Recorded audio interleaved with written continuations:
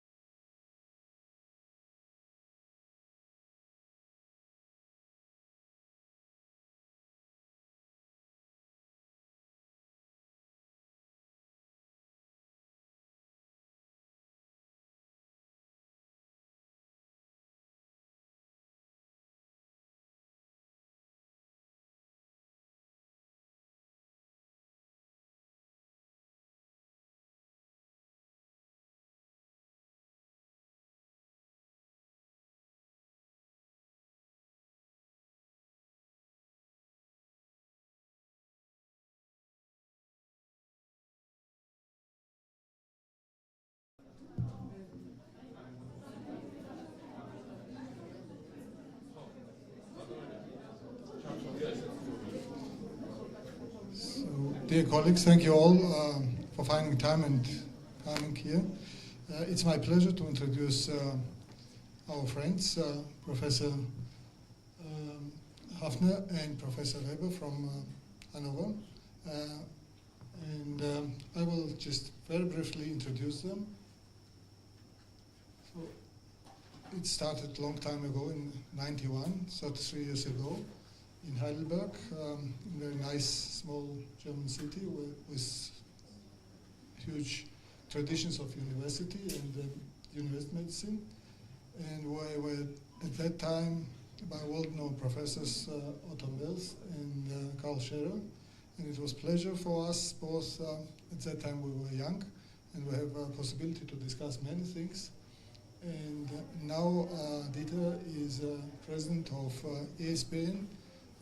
It's European Society of Pediatric Nephrology, and professor of Medical Children's Hospital and director of Children's Hospital Hanover. And what's very important is the last IPNA guideline regarding nephrotic syndrome in children comes from him, and it's really a pleasure to see such an elegant guidelines, which are very practical, very usable, and also there's very, very nice guideline how to write guidelines, because it's important. And the teamwork, what was done in the period of time when the world was in pandemics, it's really astonishing how much with good organization and with intelligent people you can achieve. So it's my pleasure to give you some microphone, please. Thank you very much, Irakli, for this kind invitation to be here. I wish you all good afternoon. I feel privileged and honored to be here in this beautiful town, this lovely country, which is so enormous, rich in culture and history, and has a good future. Definitely. With all these challenges we are just facing, all countries are just facing a lot of challenges. In Germany we say problem, but I would say it's challenges. So thank you very much to be here, and it's wonderful. So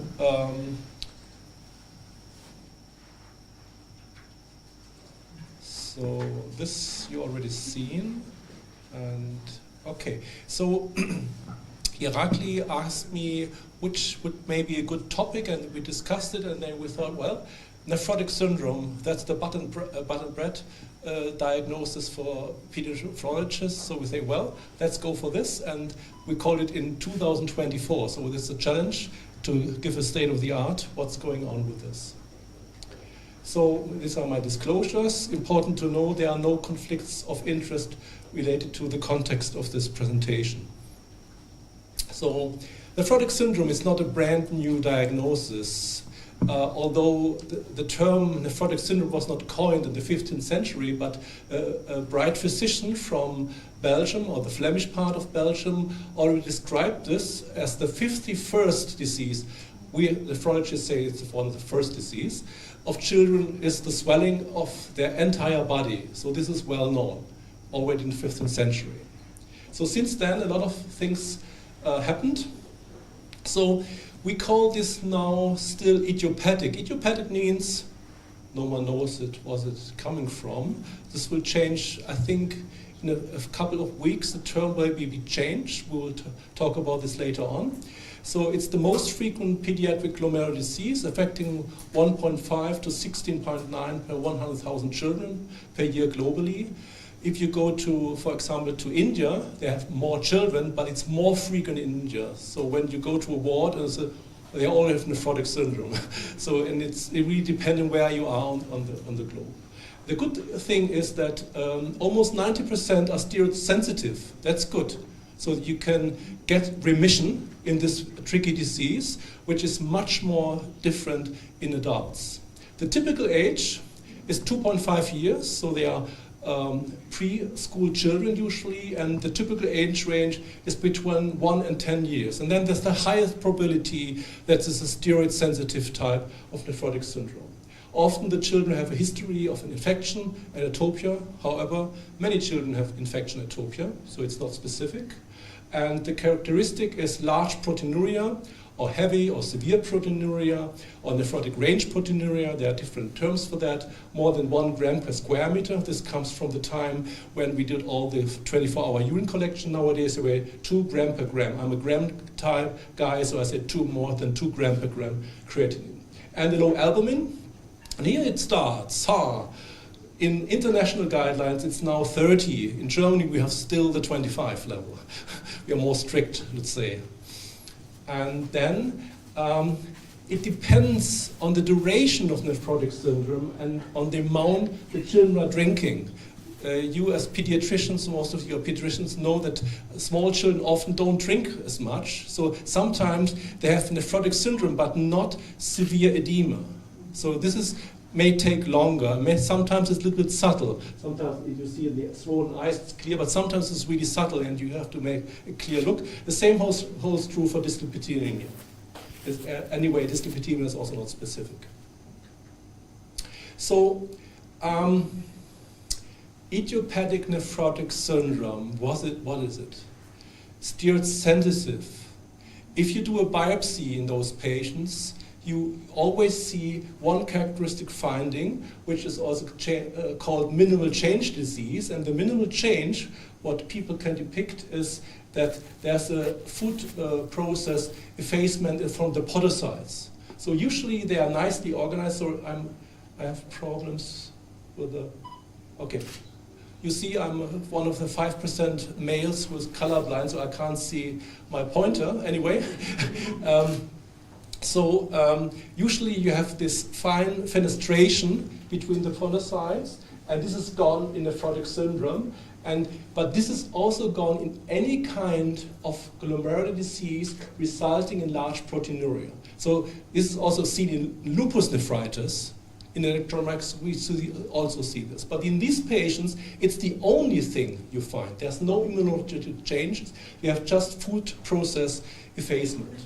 And when you look closer here, you see, let's just move over here.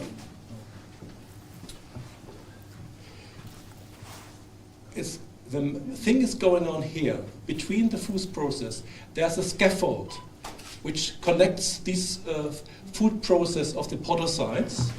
And now we know that there are a lot of important proteins.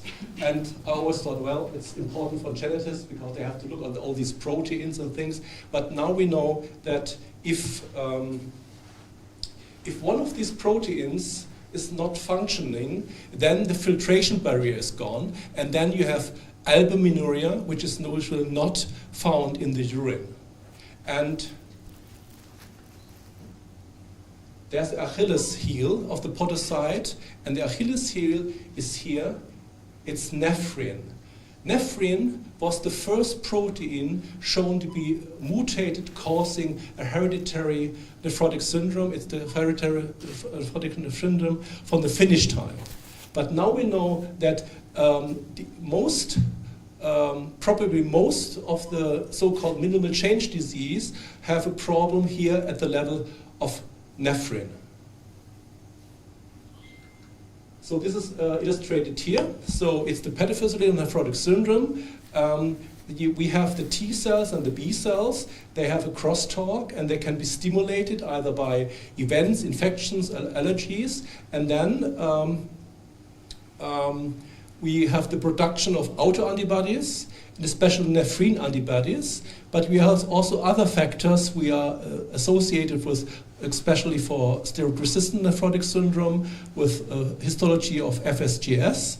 And then we have the non-immunological part where proteins are mutated. And all these changes, autoantibodies reacting here at the podocytes, or also inborn errors of podocytes functional structure leads to an increased permeability. And there will be a paper coming out in the New England Journal, hopefully in the next couple of weeks, showing that 90% of children with idiopathic nephrotic syndrome show nephrin antibodies, and these are the patients who are responsive on steroids. So most likely nephrin antibody will pop up soon also in the diagnostic, so that we can see at the beginning what is the cause, and then it's maybe not idiopathic nephrotic syndrome, maybe we'll write nephrin antibody mediated nephrotic syndrome. Then it's more clear for us, because now we don't know what we are treating at the beginning. It's most likely, but we don't know. So watch out for this. So we come now back to the clinical part. So you have a child with a typical age and with edema, usually present as swollen eyes, ascites, or bilateral limb edema. And very important is during the whole follow-up of the child, looking out for complication. So looking for capillary refill time is an indicator for hypovolemia. And in older children, they have belly pain. If they have belly pain, they could be peritonitis, or it could also be a sign of hypovolemia. We know this from chronic patients. And then, of course, you can have acute kidney injury or shock. Thrombosis happens in about 3% of patients, and sometimes you see that the eyes are not well functioning. There has a sinus venous thrombosis, but sometimes the nurse say or the doctor say, "Oh, I think the girl is psychiatric now. It's going strange." It's like, well, it could be psychiatric because we're taking blood. It's a lot of stress. The mother is stressed. The girl is stressed. Or it could be due to steroids, which may affect. But it could also be to a thrombotic event. Watch out. Make a careful neurological evaluation. And as we don't know at the beginning what we are treating, idiopathic what it is, but there are some clinical signs we may watch, pointing out that it's a genetic form of nephrotic syndrome. First of all, if it happens in the first 3 months of life, we call this congenital nephrotic syndrome, and there are nephrin mutations or podocyte mutations, and the most frequent one is the Finnish type of nephrotic syndrome, which of course are also present outside Finland. In infantile nephrotic syndrome, it's sometimes laminin mutation, laminin protein. It's Pierson syndrome, and this is really very easy to see because we have this pin pupils, microchorea, and it's very easy to see. I remember when we treated this girl. At this time, we didn't have genetics. We did the biopsy, and I remember the resident. I explained to her how to do the biopsy, and she said, Professor Hafner, did you notice the small pupils in this child? It's like, focus on the biopsy. And later on, I always show this slide. It's a typical case. It's easy to depict because it was my first patient. So watch out for small pupils. And then the other thing is, if there's ambiguous genitalia, it could be very subtle, like hypospadia. But if a boy shows up with nephrotic syndrome and there's something strange in view of ambiguous genitalia, it's most likely due to WT1 mutation. And if you would biopsy the patient would have either diffuse mesangial sclerosis or FSGS. And another form of WT1 mutation manifests usually at later life. It's usually manifesting with steroid nephrotic syndrome, FSGS, and pubertas tarda. Like this girl here, she presented at the age of 15 years without pubertal development, and it was a WT1 mutation. And you see, they have WT1 is always associated with gonadal dysgenesia, so they are usually infertile. And important to know, they could develop tumors in the genitalia, gonadal tumors, or also tumors of the kidney, which we call Wilms tumors. So it's very important, and these patients need a workup for karyotyping, and they need a testing also to check for tumors. And if you don't know the diagnosis and transplant this patient, the patient gets later on cancer, it's not good. So that's why we need to make the diagnosis. And then we have these lovely siblings here. They're presented with large proteinuria nephrotic syndrome, not responding to steroids, on biopsy, FSGS, and severe short stature. So this girl is 15 years old and the younger sibling is 10 years old. If you look at these two siblings, do you find something unusual? They are severely short. Think about how people usually look like when they are severely short, and they differ. Yeah. Long extremities. Excellent, 100%. That's correct. And so it's Schimke immune-associated dysplasia, and this is characterized by disproportionate short stature, which you can see here. Just go on the other side.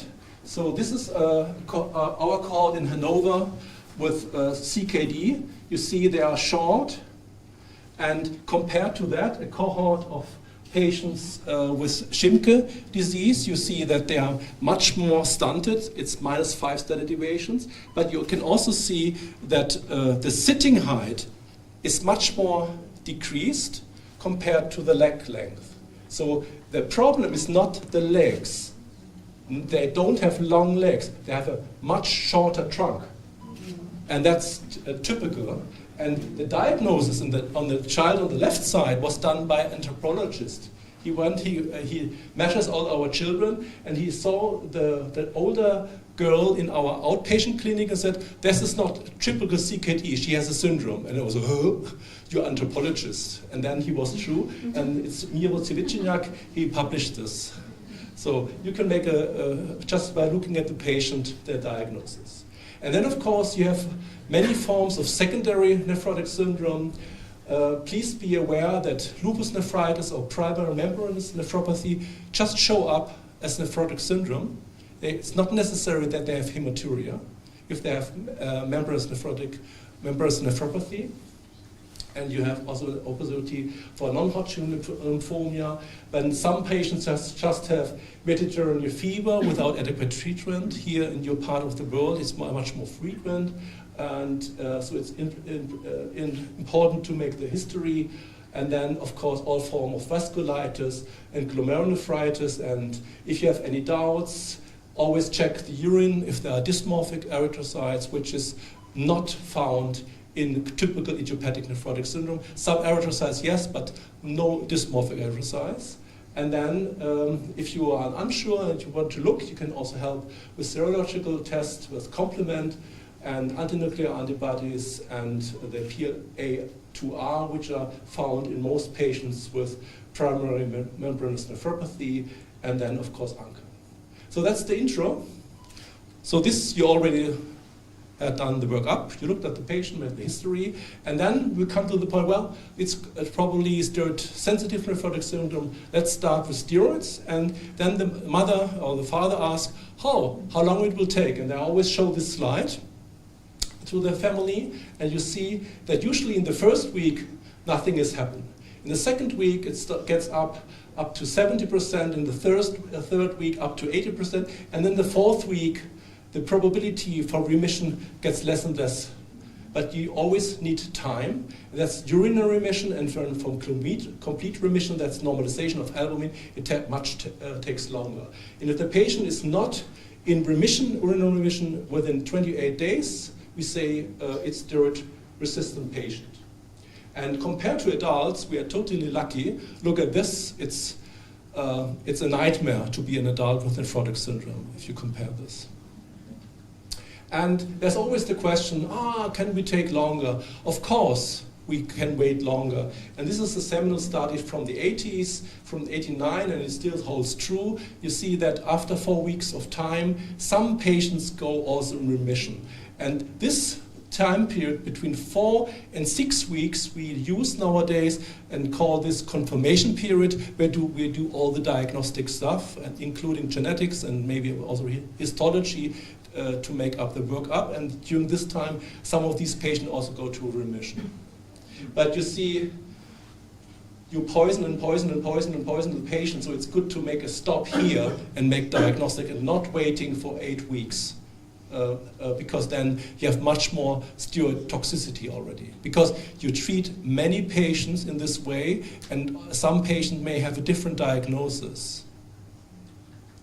So what can we find? Usually it's in patients with steroid-resistant nephrotic syndrome, if you would do a biopsy, if it's very early in the event of disease, then it's probably minimal change disease. Later on, it's most likely to have FSGS.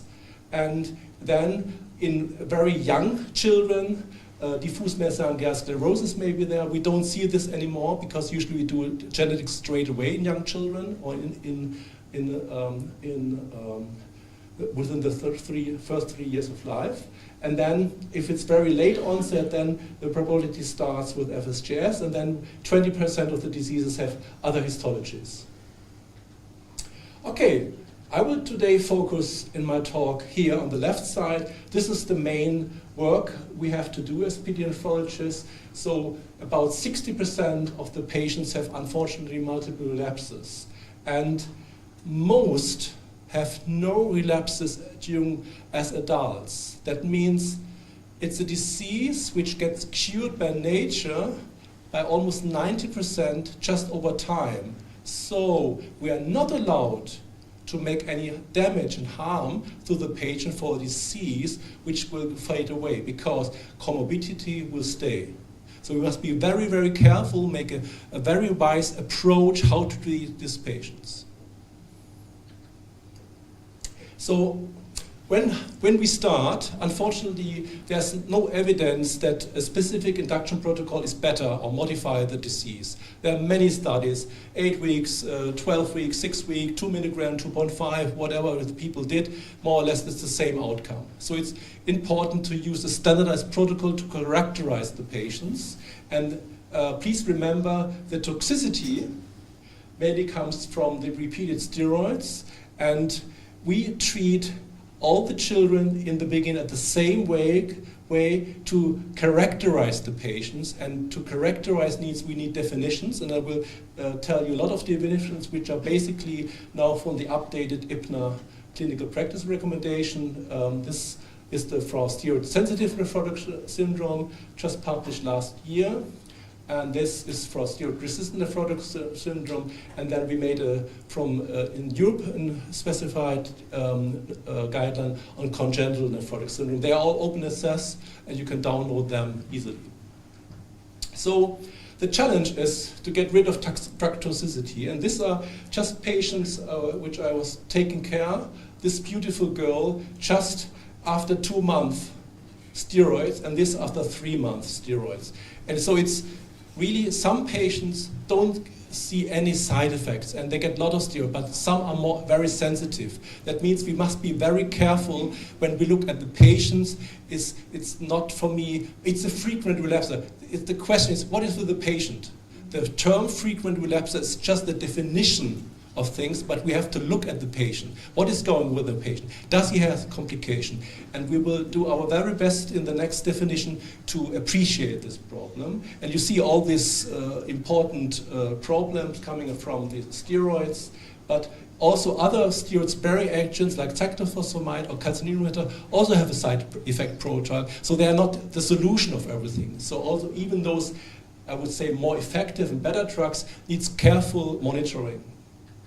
So in this slide, I just would like to summarize a little bit. So you see the drug, the efficacy, little bit indication and comments. So the gold standard, I would say, the most effective are the calcineurin inhibitors. They're extremely effective, but on the long time, they do renal toxicity. You can kill every kidney with cyclosporin. It's just a matter of time.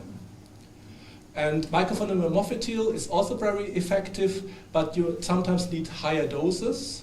Levamisole is a little bit less effective, usually better for frequent relapses, but it's, at least in Germany and most European countries, no more available. Cyclophosphamide has an unpleasant side effect profile, and it's not very good for steroid-dependent patients. And rituximab, that's maybe the new star on the block. Especially when thinking about nephrin antibodies, you can get rid of this. It's also very good, and to be honest, we usually go for this in those patients who are not adherent. because you just give it as an injection. Okay, so what are the goals? Achieve relapse-free status, minimize side effects, and improve quality of life. And so we see later on the letters level A, B, C, D. This is a level of the evidence, and we always have the evidence on one side. If there's a randomized trial showing some significant high results, then it's the highest level A. So we say, oh, that's wonderful, we have level A. But, if a drug is very effective but poison your patient, then the benefit and harms is not well balanced. So even if there's a high randomized trial with 200 patients showing significant results, we may end up in level B because benefit or harm is not well balanced. So it's the evidence and then benefit or harm for the patient, and then we go down, and here we are often as pediatricians as expert opinions. However, 20 experts say it's probably like this, but we grade this as level D. So all experts feel that's good to do, but it's low evidence. And then there's sometimes also use the level X. That's why we use the grading system from the American Academy of Pediatrics. For example, if a parachute is recommended if you jump out of an airplane, everyone would say yes, but there were never a randomized trial to check this. So that's why in some times where no studies are available for good reasons, we go for level X. That's why I love this gradation. So nephrotic syndrome, 2 gram per gram in the first morning void or 24-hour urine sample corresponding to dipstick 3+ or 4+, together with hypoalbuminemia or edema. And you see it's an international guideline, edema when serum albumin levels is not available. So this guideline was made for the whole world. If you use it in your country, you may modify it. We just modified the IPNA guideline to the setting in Germany, and we'll probably do the same in your country as well. So, however, during the first episode, we want to make sure that it's really a large proteinuria. So at least once we want to make a 24-hour urine sample to make it done. And then at 4 weeks, we check if there's complete remission, there's no protein in the protein-creatinine ratio or negative dipstick, then we call this steroid-sensitive nephrotic syndrome. If there's partial remission, some of the patients, it's partial remission, and then we have no remission, where we have still large proteinuria, and then we call it steroid-resistant nephrotic syndrome. And some patients in the so-called confirmation period, I come later to this, so-called late responders. So it's not very rare to see, but some patients who have still 0.3, 0.4 gram per gram just develop late response. So this is the scheme when we have a non-responder within 4 weeks. We start the confirmation period where we start AC inhibitors to watch out for the antiprotein effect.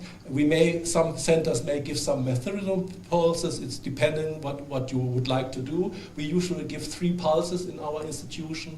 And then the most important is to check if there's a genetic cause, and it's also helpful to do a histopathological diagnosis. And if you do it once, if you do it later, or when you do it, depends on the setting in your country. That's why we call this confirmation period. And we want to see if the patient is maybe a late responder, and we also want genetic testing, and this is important to differentiate between monogenic and immune-mediated. And why is it important to do that? We wanted to provide specific treatment because if it's a non-genetic, probably the patient will respond on high-dose calcineurin inhibitors. We would like to withdraw ineffective or harmful therapy in those patients with monogenic forms, so we need to know that.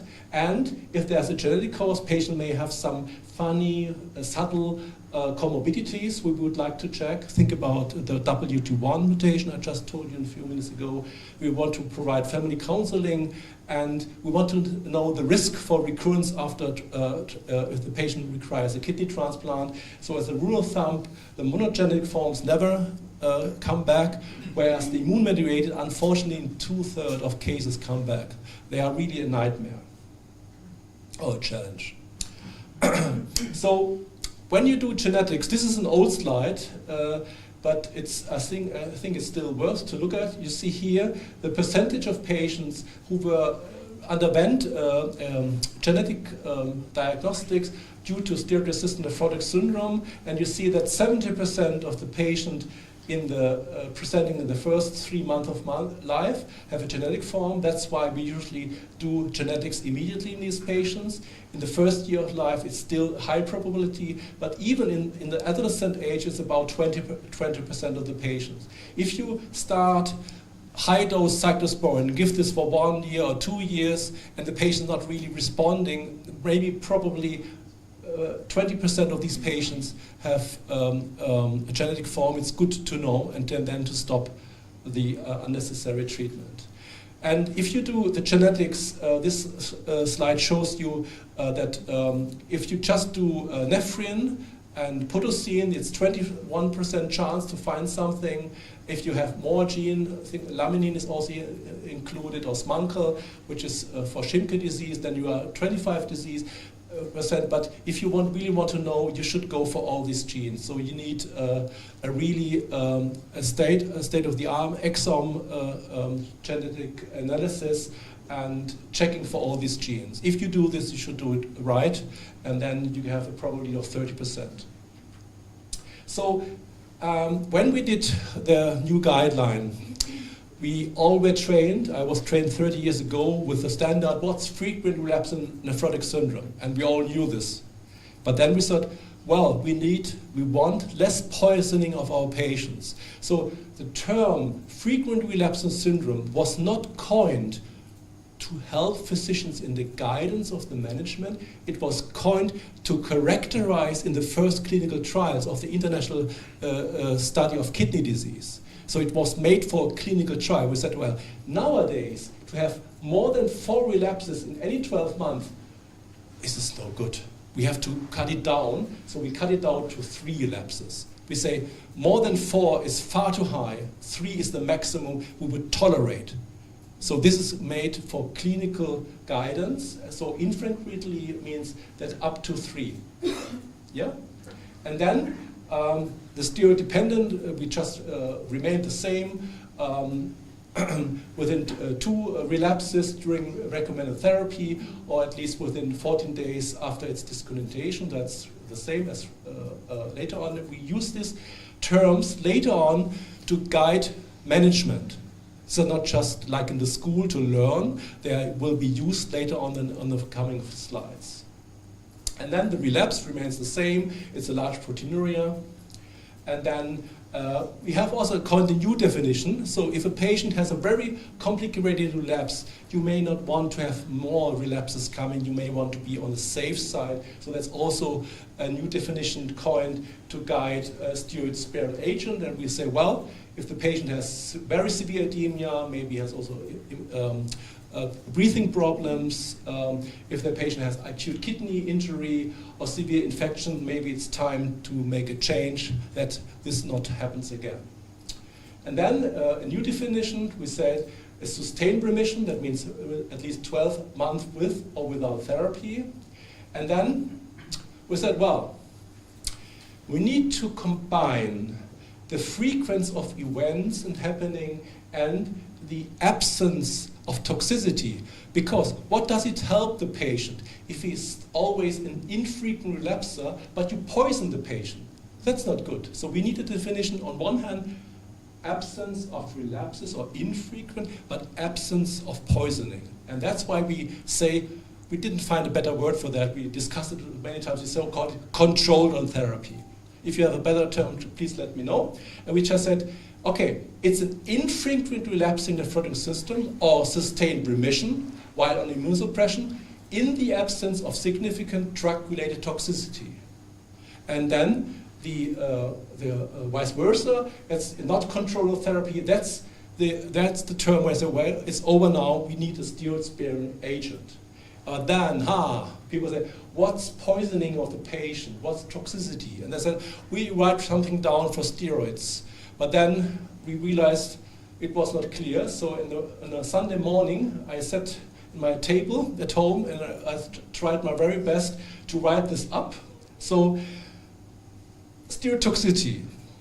new or worsening obesity, overweight, sustained hypertension, hyperglycemia, behavioral psychiatric disorders, sleep disruption, impaired statural growth, that's mainly endocrine neurologist definition, height velocity below the 21st percentile or height below the 3rd percentile, in a child with normal growth before start of steroid treatment, Cushing-Wood features, tria, rubra, distensia, glaucoma, ocular cardo, blah, blah, blah.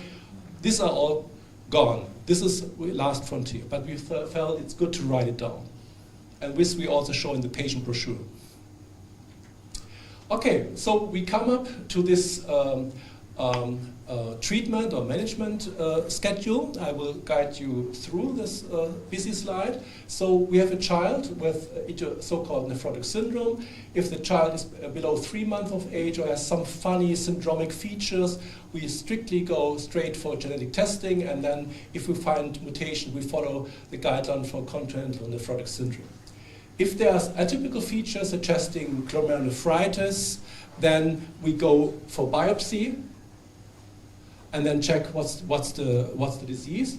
And if it's not, then we look again at the age. So if it's the typical age between 1 and 12 years, we start off prednisolone and go just for 4 weeks and look for steroid sensitive. If the patient is between 3 and 12 months of age, then it really differs where you live in the world. What are the availabilities of diagnostic? Do you have readily available genetics? Do you have readily available kidney biopsy? So you can make 3 strategies: genetic testing, kidney biopsy, or start of prednisolone. In Germany, we should go for genetic testing because about 60% of these patients have a genetic form. If it's not readily available, then you may go for kidney biopsy. If you have diffuse mesangial sclerosis, it's probably W21. If it's middle change, you may give a try of prednisolone. Or you say, well, I just give a try like every other patient, I start prednisolone. So there's many ways to roam. It depends on your setting. That's why we made this guideline to use in the whole world. Okay, and then we come to the 12 years. It's by law above 12 years the resident have to biopsy the patient. And then we discussed it. And then Marina Vivarelli, this is just a new draw of a nice publication. She said, well, if you look at the data, she smoothed all the curves. She said, well, it's most likely minimal change below the age of 10 years, but then there's no cut off. It's just going down. And if you say, okay, at 12 years you have to biopsy, why not at 10? Why not at 14? Why not at 15? It's a spectrum. So it's not a recommendation to say after 12 years of life, because you can't recommend it based on the evidence. We say instead, consider. That means you may do this, but you may not do this. And what we usually do in our institution, if the patient's around 12 or 13, let's give a try. If the patient's about 15, 16, we rather go for biopsy. But we don't, 10 years ago, I said, oh, it's 12 years, we have to biopsy. Now we're more reluctant. If it's Friday afternoon, why not start steroids? No, it's management. And by the way, the updated IPNA guideline from 24 still have the law of 12 years, so they didn't get it. They GAIDIGO guideline, sorry. They didn't get it, but they will learn soon. Okay, so if you have considered all this and you start steroids, there are 2 protocols, international, the 4-week protocol or let's say the German protocol, a little bit longer. And in most countries outside Europe, patients are treated with a 4-week protocol with a maximum dose of 60 milligram, followed by 4 weeks alternate days. And in Germany, since there were the German studies, we still are keen on our 6 weeks protocols, but followed by 6 weeks protocol. But we now will change in the new German guideline. We reduce the maximum dose from 80 down to 60, which is more in line than also to the IPNA guideline. So both protocols are fine. It is important that you just follow the first or the second, because then the patients are characterized clearly. Single morning dose, no tapering, and then you can calculate either by body weight or body surface area. I'm still a fan of body surface area, but you can also do it on body weight. If the patients are more adolescents, then patients sometimes are getting higher dosages. On the other hand, we just reduce the maximum dose to 60 milligrams, so the patient gets 60 milligrams anyway. Okay, if there's a relapse, then we go about 2 milligram per kilogram again after 3 days of a negative dipstick, and then for 4 weeks alternate treatment. And again, there's no evidence that tapering makes any sense, and the patients usually don't have hypocortisolismus. It's never seen in our patients. We know this after transplantation if the patient has a lot of steroids, but usually not in patients with nephrotic syndrome. And then there's the question, if the patient has upper respiratory tract infection, must it make sense to do a low-dose steroid treatment? And there were lots of small studies with only 30 patients showing a benefit for that. But then the Prednos trial from the UK, a huge trial with more than I think 250 patients enrolled, showed there's no evidence. You see that here that the confidence of each point is crosses 1. That means there's no evidence to give a try of a low-dose prednisone treatment in a patient to prevent relapse on when the patient has an upper respiratory tract infection. This we mentioned in the guideline. However, we made open also the door. We say, okay, you may consider a short course of low-dose daily prednisolone at the onset of an upper respiratory tract infection in children who already taking low-dose alternate day, so they are used to it, and have a history of repeated infection-associated relapses. So you see, it's the expert opinion, but this is a B, coming high evidence.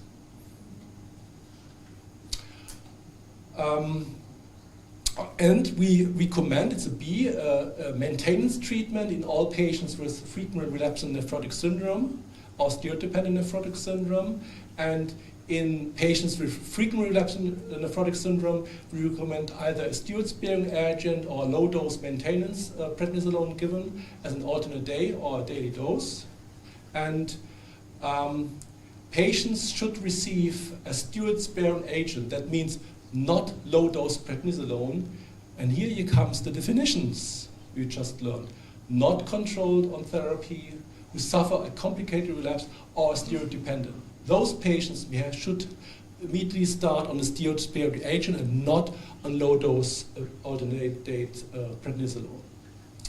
And then it's the question, which steroid-sparing agent? And it's a global guideline, so people from Europe, people from UK, from Canada, US, Asia, from every country, from India, and then we discussed, and then we realized during the discussion, this trial showed this trial showed this, but then we realized it's also on the availability, which people sometimes from rich countries don't tell you at the discussion, but later on in the coffee break.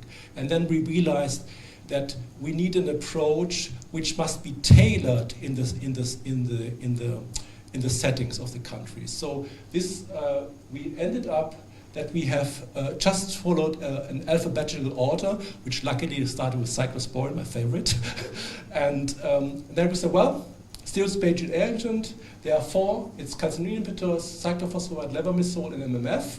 And we said that the selection of these agents should be in conjunction with patients or guardians in order to choose the most appropriate medical for each individual according to their values and preferences.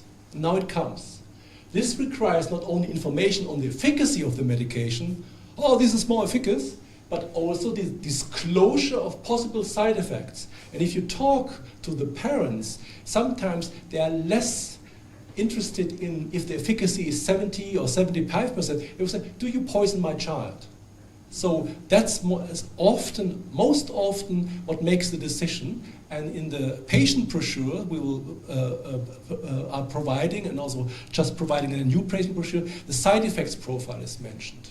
So if you look here, that's the side effect at birth. It's a long list of things which happen. And of course, low-dose prednisolone, obesity, overweight, in most European countries we don't use this.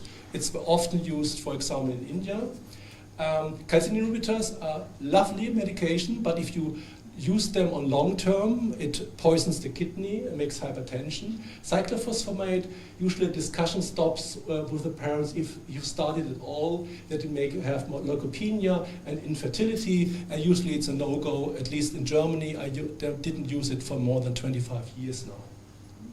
Levomisole is often used in India because it's very cheap. Its efficacy is a little bit limited for steroid-dependent patients, but it's working in their country. In most countries, it's nowadays not available. And then you have MMF, which is a lovely drug, which sometimes makes problems with abdominal pain, diarrhea, and especially in female adolescents, we have to check for anticonception. Okay, that's the discussion, and then these are the first line. And the second line, we put rituximab in the second line. It's wonderful working, but there's less information on the long-term side effects profile, and it may cause a long-lasting hyperglobulinemia. That's why we still put this in the year 2023 as the second steroid-sparing agent, and we say we recommend to use this after a course of at least one of the other drugs, and here it comes. A lovely term, we call this adolescence, or you can call this non-adherence. So most patients in our clinic who get rituximab get it because of non-adherence, which is fair, because then they are in remission and they are doing fine. Everyone is happy. Okay?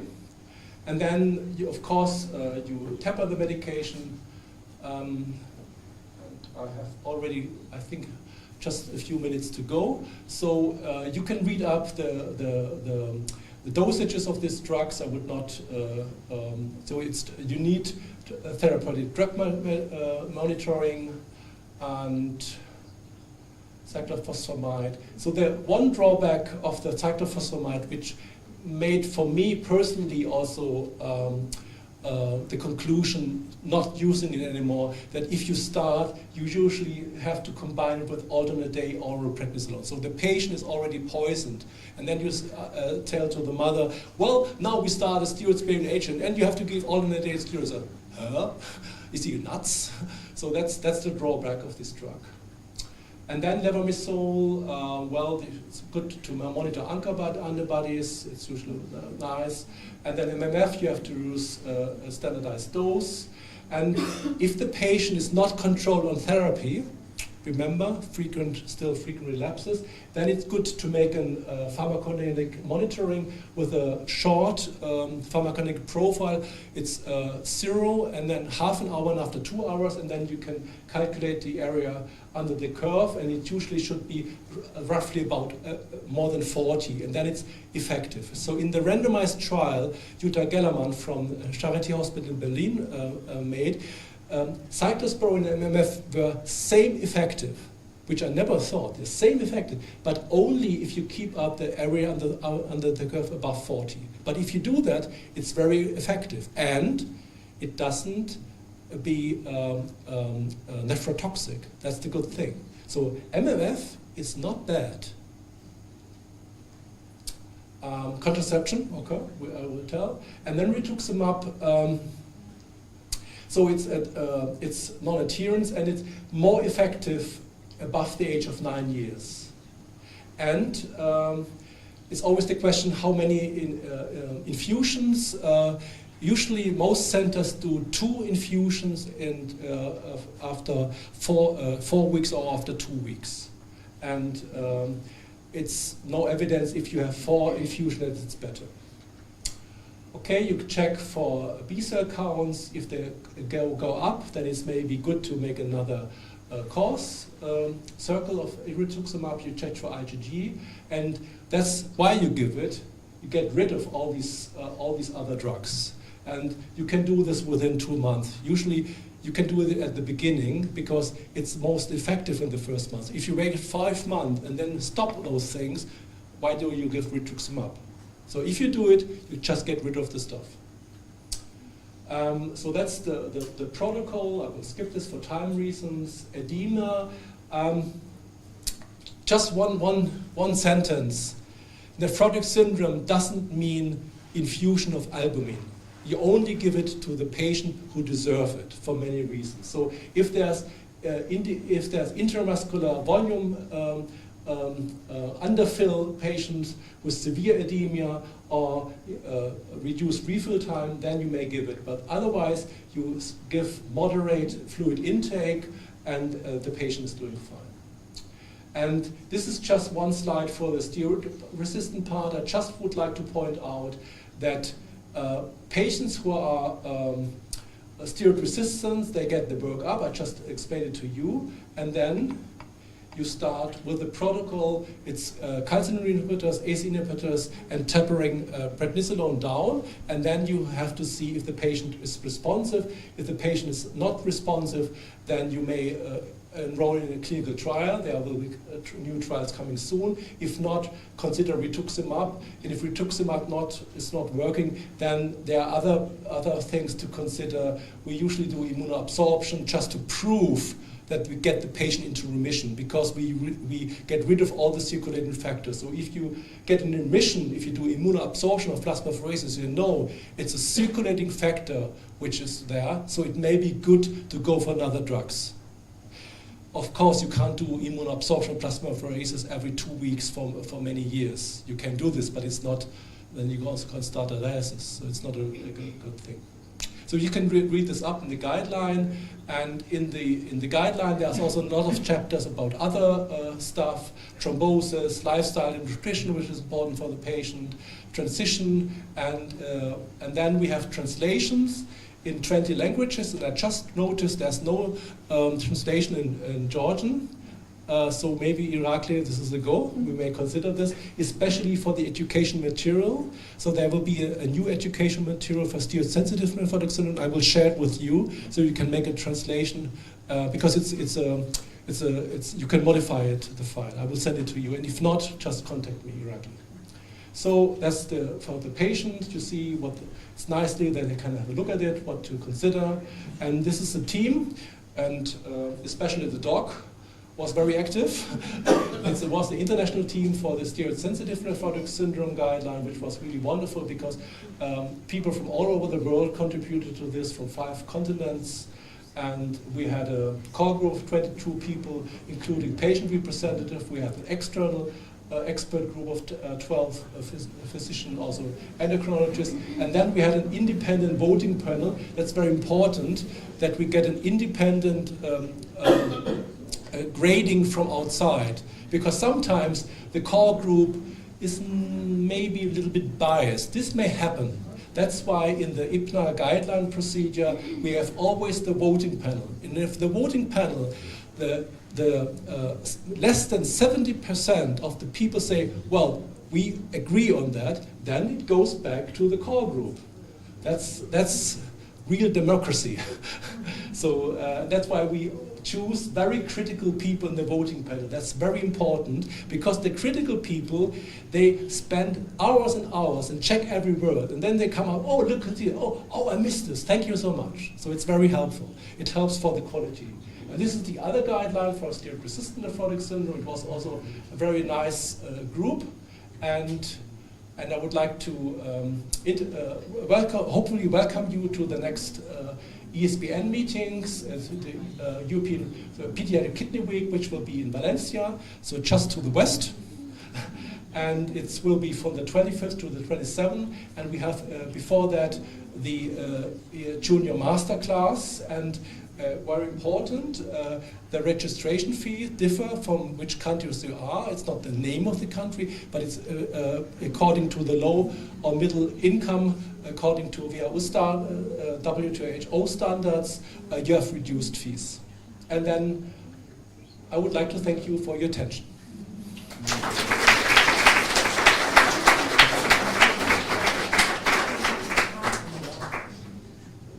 Thank you very much, Dieter. And if there are some questions, so I can tell you that Dieter understands Georgian very well. He couldn't speak, but he understands. So please, if there are questions, you can ask him in Georgian too. Don't hesitate, please. Yes, please. Now you can ask. Thank you. Thank you for such interesting and practical presentation. So I have a question about steroid-resistant nephrotic syndrome. For my own practice, about 10 years old girl with steroid-resistant nephrotic syndrome, and with tacrolimus, tacrolimus was responding very well, and during That's a good sign. Yes. Because those who are responding have a better outcome. Yes. So it's bad, it's steroid-resistant, but it's responding to tacrolimus. Yes. That's good. Yes. And now I have a question, when to stop tacrolimus, because now she's very low doses, 1 milligram per day. What is the trough? Can you measure the trough level? Yes, it was 2 or 3? approximately, yes, 3. Yeah, so that's so the good thing is if you give a dosage with a level of 2 or 3, you probably not poison your patient. Yes. But on the other hand, some patients are in continuous remission. You know, when I started 20 years ago and we put them in remission, we give them the cyclosporine for 10 years, but then we learned later on that many of these patients can be stopped. So how many years is the patient now in remission? Since January 2023, Mhm. she's...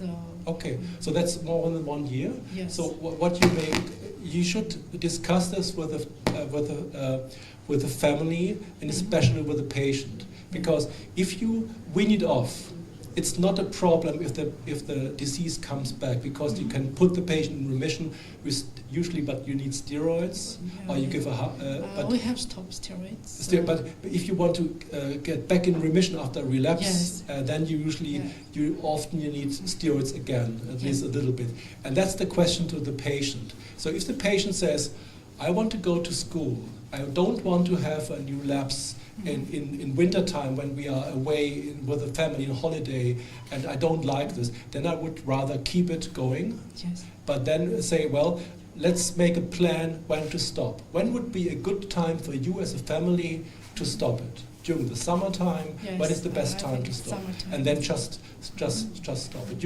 You can also give it every other day if you like. That's there's nothing written in the guideline, Yes. because it's individual patient. It's Uh-huh. I will say it's the art of medicine. Yes. And you can say, well, why not give it, if it's 1 milligram, why not give it alternate day for Yes. 2 months and then Uh-huh. stop it. Okay, thank you very much. You're welcome. It's mostly talking to the... sometimes I don't know what would be my recommendation, but if I talk to the family, I would say, oh, that's the solution. You have to know what are their fears, what they don't want to see anymore, what are the preferences, and then you can give them advice.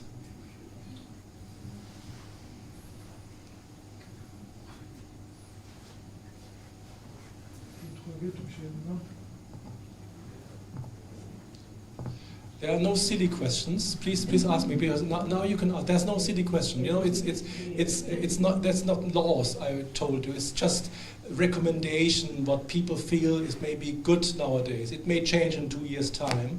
So please ask. Yeah, excellent. Okay. First of all, thank you so much. Can you elaborate more on nephrin antibodies, and how can it influence the treatment of the disease? Because that means that we consider it the minimal change, type 2 hypersensitivity reaction, if it's antibody mediated, if I'm correct. So how can it influence the future of the treatment of the disease? I don't know yet, because I'm not a specialist in lab. Irakli knows much more about nephrin antibodies than I do. We just talked in the car, and he told me a lot of new things which I didn't know. But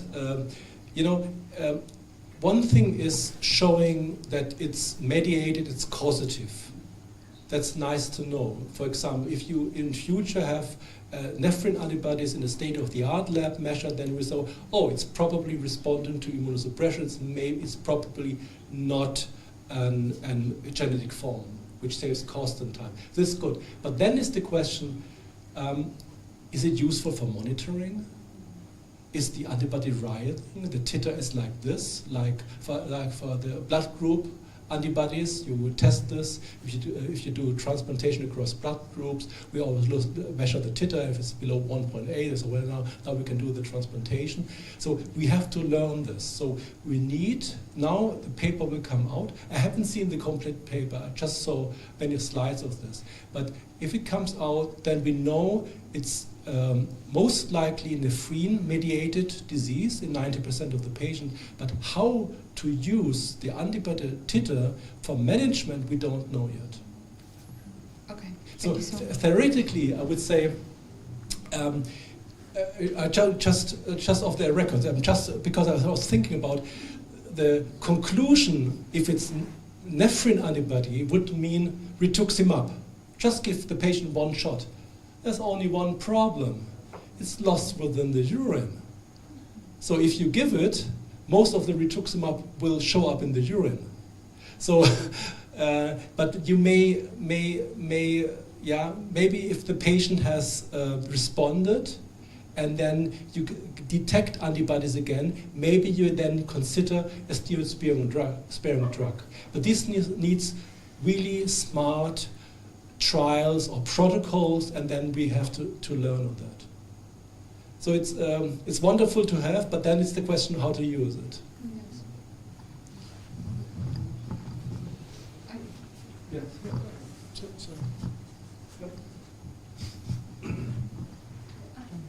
So just back to labs. There's currently the last information is from end of February this year. So there's just 2 labs which are performing these tests non-commercially. There's no commercial lab and no producer of reagents until now. So that's a technical problem. It's quite interesting, but it's very time-consuming and manual work.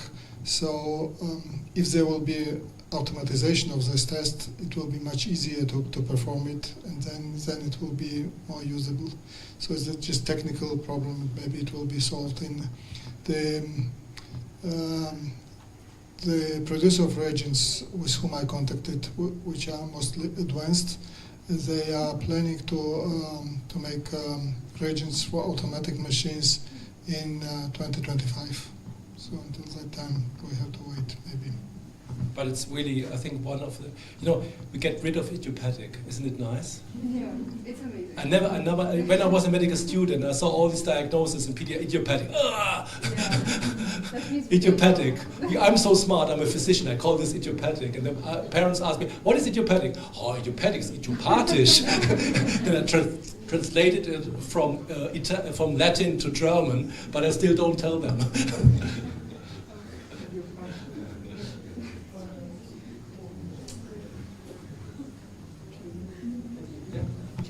The problem prenatal?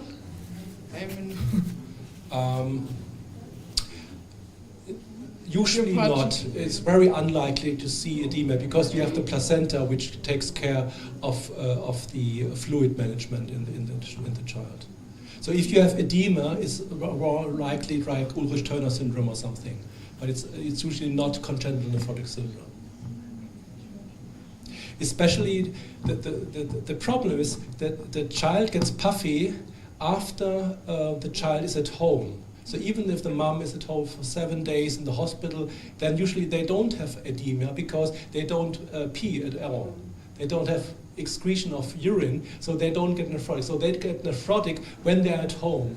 And then sometimes then it's difficult to see it's fat or it's fluid. And even for me, as I'm a trained physician, sometimes, is it really water in these young babies? And I'm really not sure. And then I measure the urine protein and creatinine ratio, which is like, oh, this is edema. But I don't trust my physical examination in small infants if it's edema or not. Even if you press it here, don't trust it. Go for urine dipstick and protein creatinine ratio, and then I get it. It's very, very tricky.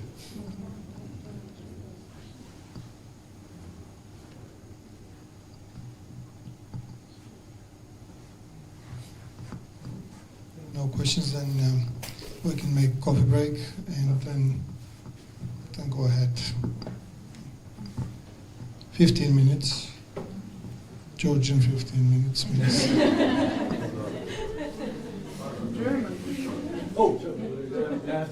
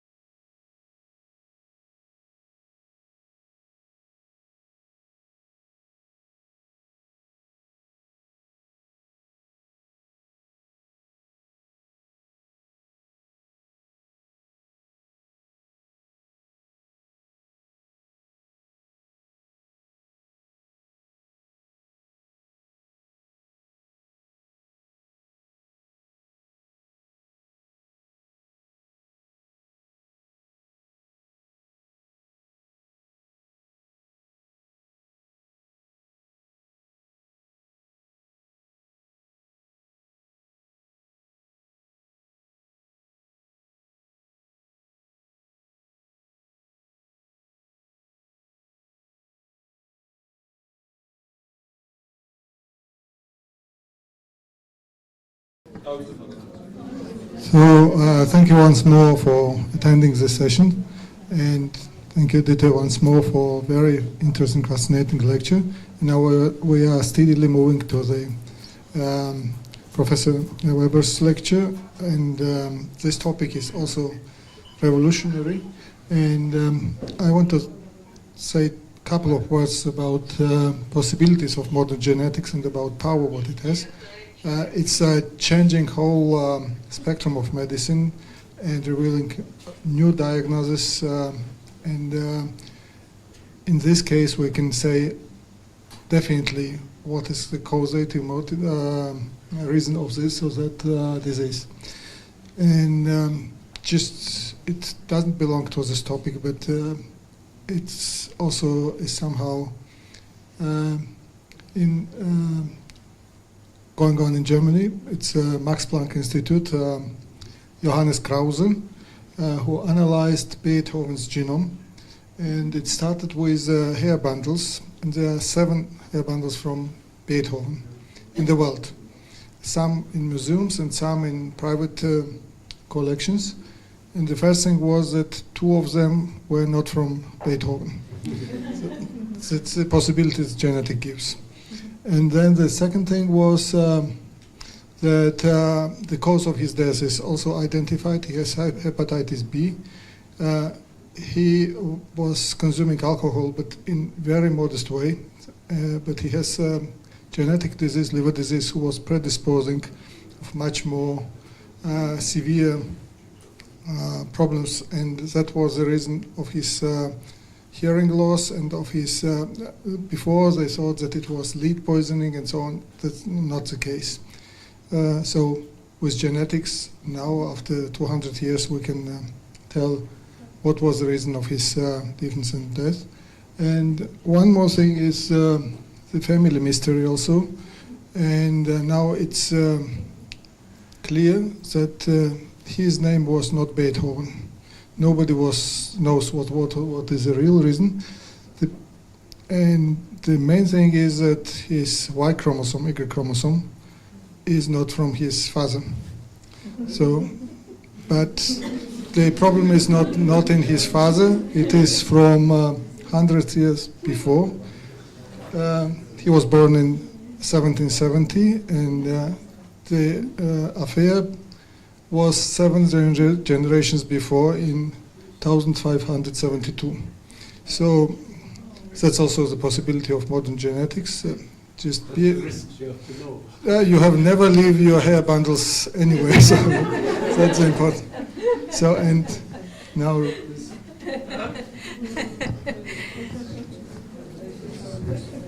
Thanks very much.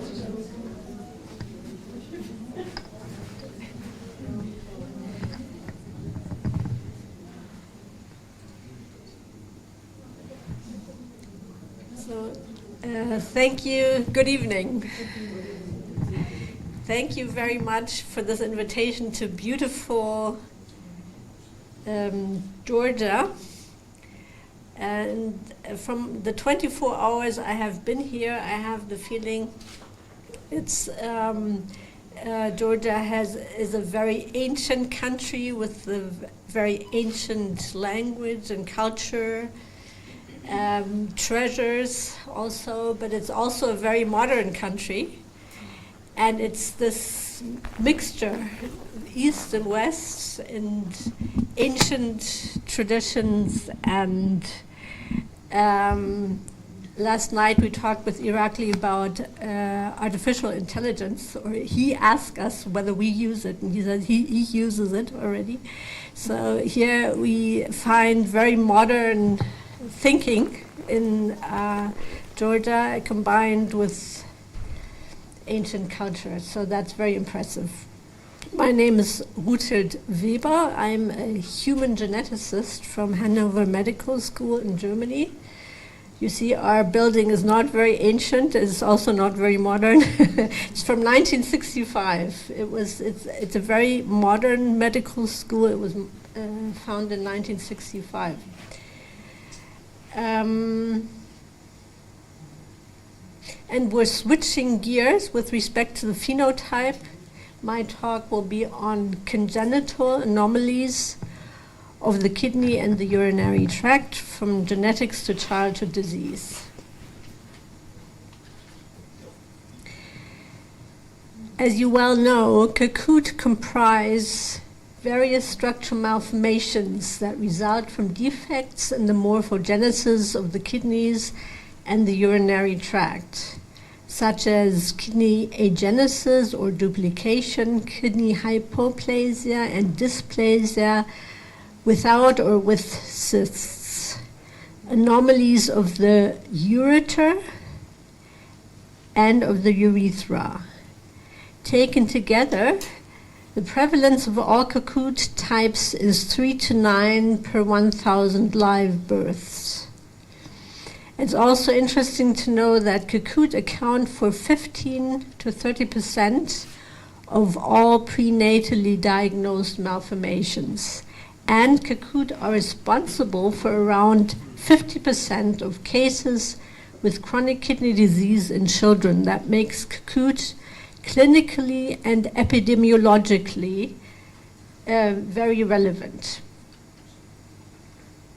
These are the sequential steps of nephrogenesis. It all starts with the ureteric bud that comes from the nephric duct and grows towards the metanephric mesenchyme. And there it promotes aggregation of the condensed mesenchyme around the ureteric bud.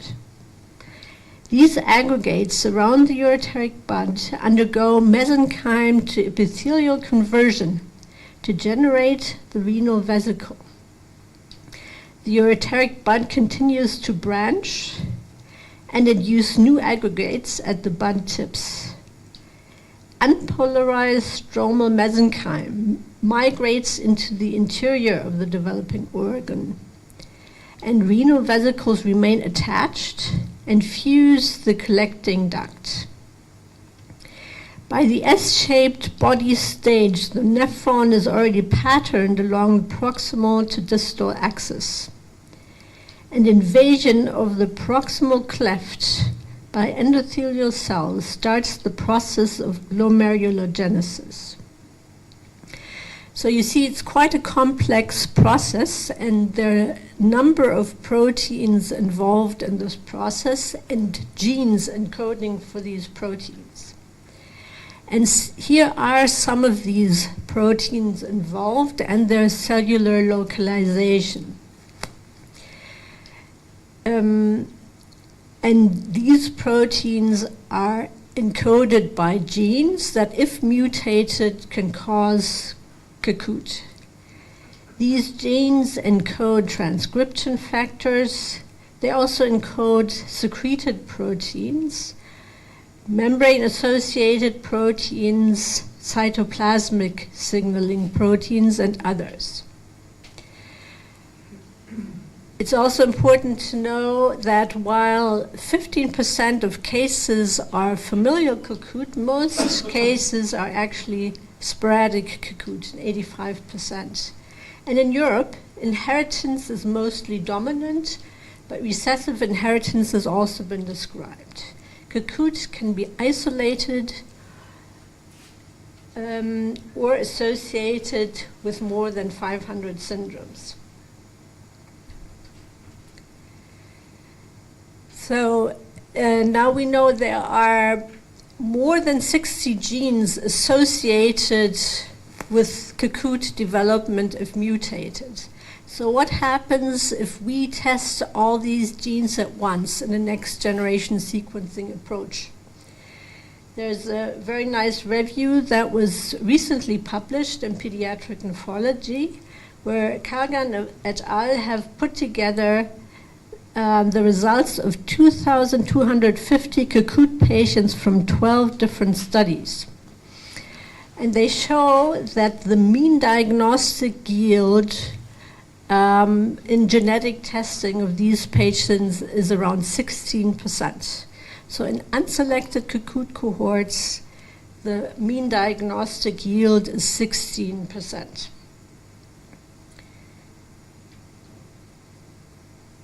this brings me to study 1, and I'd like to introduce the participants first. This is particularly Helge Martens from my group in human genetics at Hanover Medical School, Lina Werfel and Leonie Greipel from the Hafner group in the pediatric nephrology department.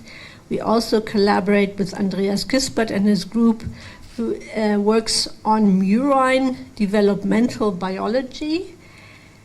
And this is our nephropathologist at Hanover Medical School, Jan-Hinrich Brese.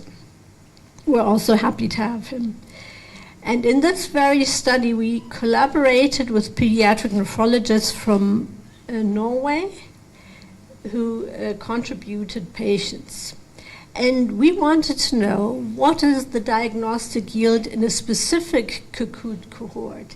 That is a cohort of CACUT patients with kidney involvement diagnosed in infancy. And this is what our study cohort looked like. The cases were bilateral in around 70% of cases. In about half of cases, patients had chronic kidney disease stage G1 or 2, and the other half had chronic kidney disease stages 3 to 5. And around 20% of patients required kidney replacement therapy before the age of 3 years. They were very severely affected.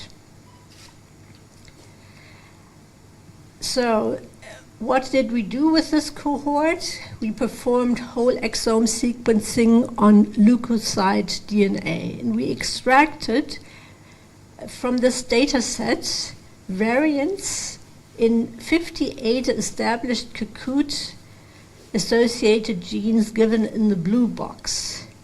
In addition, we extracted deletions from the 8 genes given in the green box and went on to classify all variants according to the ACMG AMP guidelines. And here are our results. In this specific cohort, we found likely pathogenic or pathogenic variants in 25% of CACUT cases with kidney involvement diagnosed before the age of 3 years. So that's quite a bit higher than if considering that in unselected CACUT cohorts, the diagnostic yield is only 16%. So here in this specific CACUT cohort, the diagnostic yield is 10% higher. Then we wanted to know whether we find sub-cohorts in our cohorts where the diagnostic yield is yet higher. You know, with the question in mind, which CACUT patients to test. Oh, sorry. First, I want to specify what sort of variants we found. Around 50% of likely pathogenic variants in our CACUT cases with kidney involvement diagnosed before age 3 were so-called loss of function variants. Those are stop-gain variants, frame-shift variants, whole gene deletions, and splicing variants. 18.5% were so-called de novo variants. That means they were not present in both parents. And diagenic inheritance was assumed in 2 patients. These 2, in one case, we could show that one of the variants in HNF1 beta was inherited from the mother, and the other variant in 6.2 was inherited from the healthy father. And presumably, in the patient with the 2 variants, both variants had an additive effect because both parents that only had one of the variants were healthy.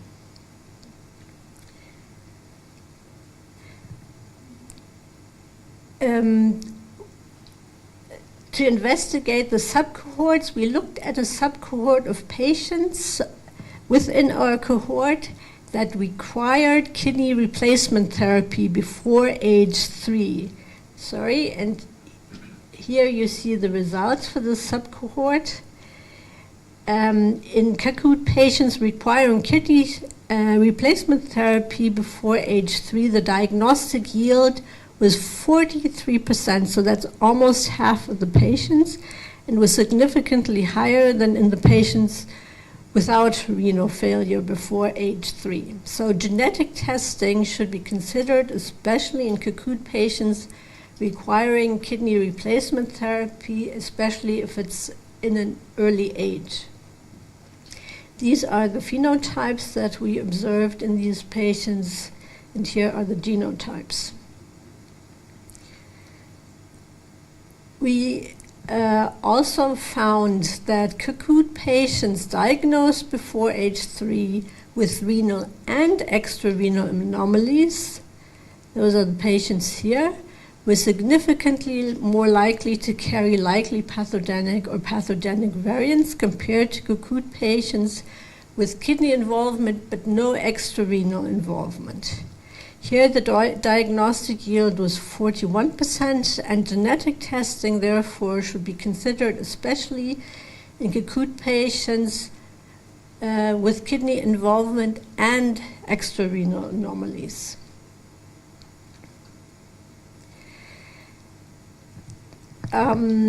It's also important to remember, as you all know, that if we do genetic testing and find a variant in the causative gene, that tells us what sort of phenotype spectrum to expect in the patient. Because then we can focus our work up on this phenotype spectrum and possibly detect and then manage extrarenal anomalies earlier. For instance, if we find a variant in HNF1 beta gene, we know the patient has renal cysts and diabetes syndrome, and we know what phenotype spectrum to expect. Also, we often know what age the phenotype is likely to turn up at. The same is true for Townes-Brooks syndrome. We'll come back to that, caused by SAL1 mutations. We know that we know the phenotype spectrum associated with SAL1 mutations. And if we find a pathogenic variant in the SAL1 gene, we know the patient has Townes-Brooks syndrome. So the disease, the disorder has a name. And it has a clear phenotype description. So to sum up study 1, which CACUT patients should we test? Considering the diagnostic yield of genetic testing in unselected CACUT cohorts is only 16%. Well, if we test CACUT patients with kidney involvement diagnosed before the age of 3 years, we found a yield, we can increase this yield by almost 10%. If we test CACUT patients with kidney involvement and extrarenal anomalies, the diagnostic yield will be even higher, 41%. If we test CACUT patients requiring kidney replacement therapy before the age of 3 years, the diagnostic yield is highest with 43%. So these are definitely the patients to test. And genetic testing is increasingly warranted in CACUT patients because the number of known CACUT-associated genes is increasing.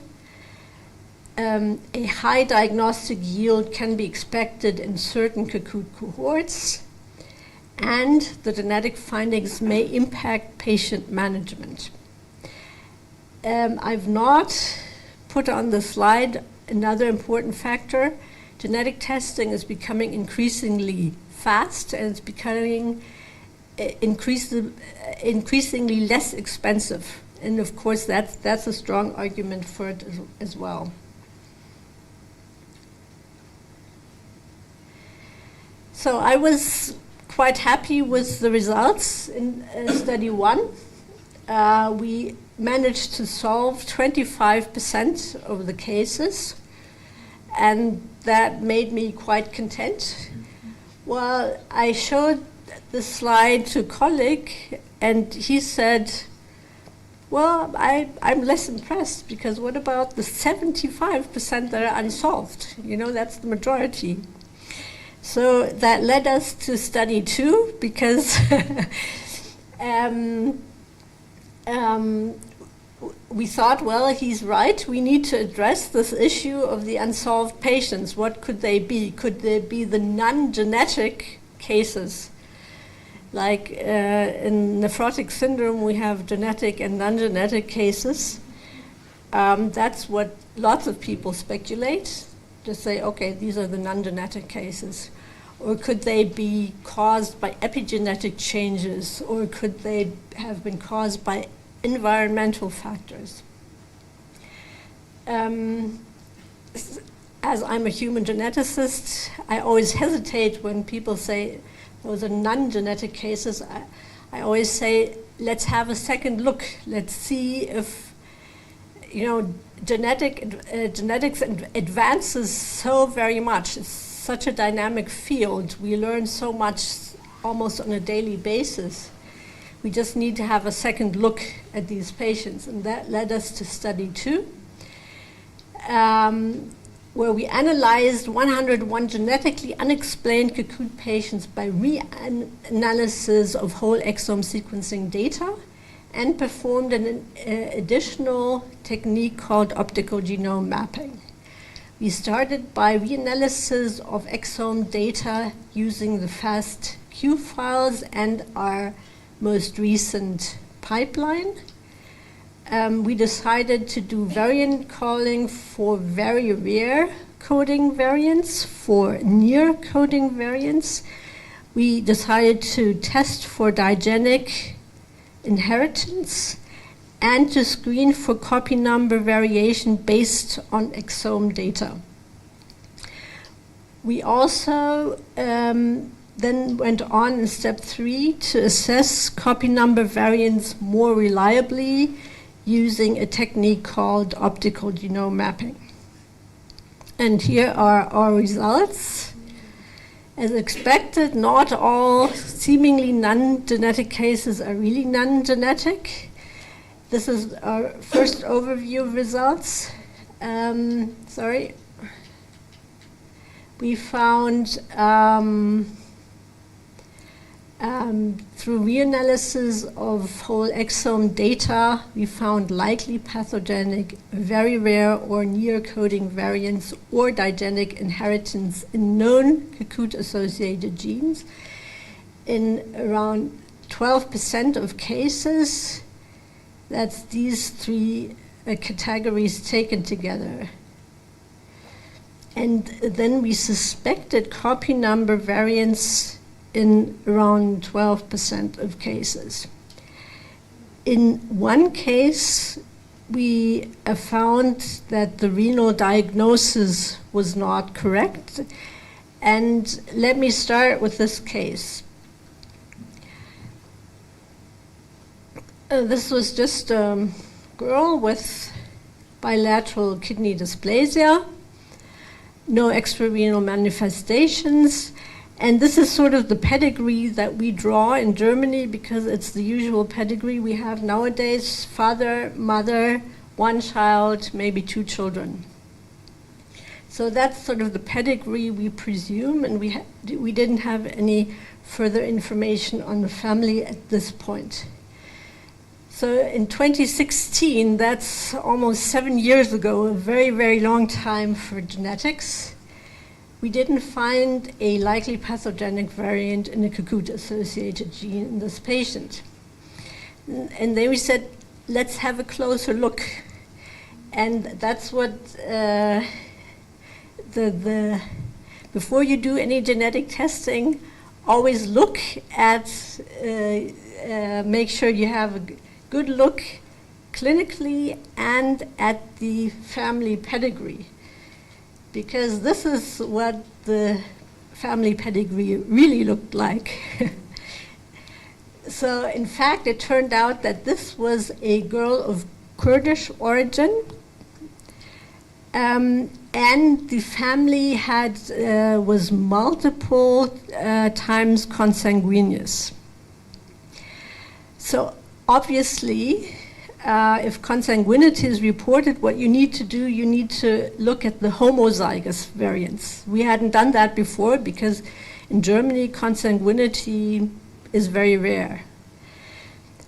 So then realizing this, just from the pedigree, we also saw, okay, this is not this is not a sporadic case, but there are other affected family members. And then we found this homozygous variant in the BBS9 gene, which is a Bardet-Biedl syndrome gene, and classified it as likely pathogenic. So the diagnosis started off with just regular sporadic acute patient and ended up with autosomal recessive Bardet-Biedl syndrome, which is considered a separate entity, not really acute. Next case, same pedigree we started off with. Girl had dysplastic crossed renal ectopia, and there was suspicion of Mayer-Rokitansky-Küster-Hauser syndrome because she also had genital and distal gastrointestinal tract anomalies.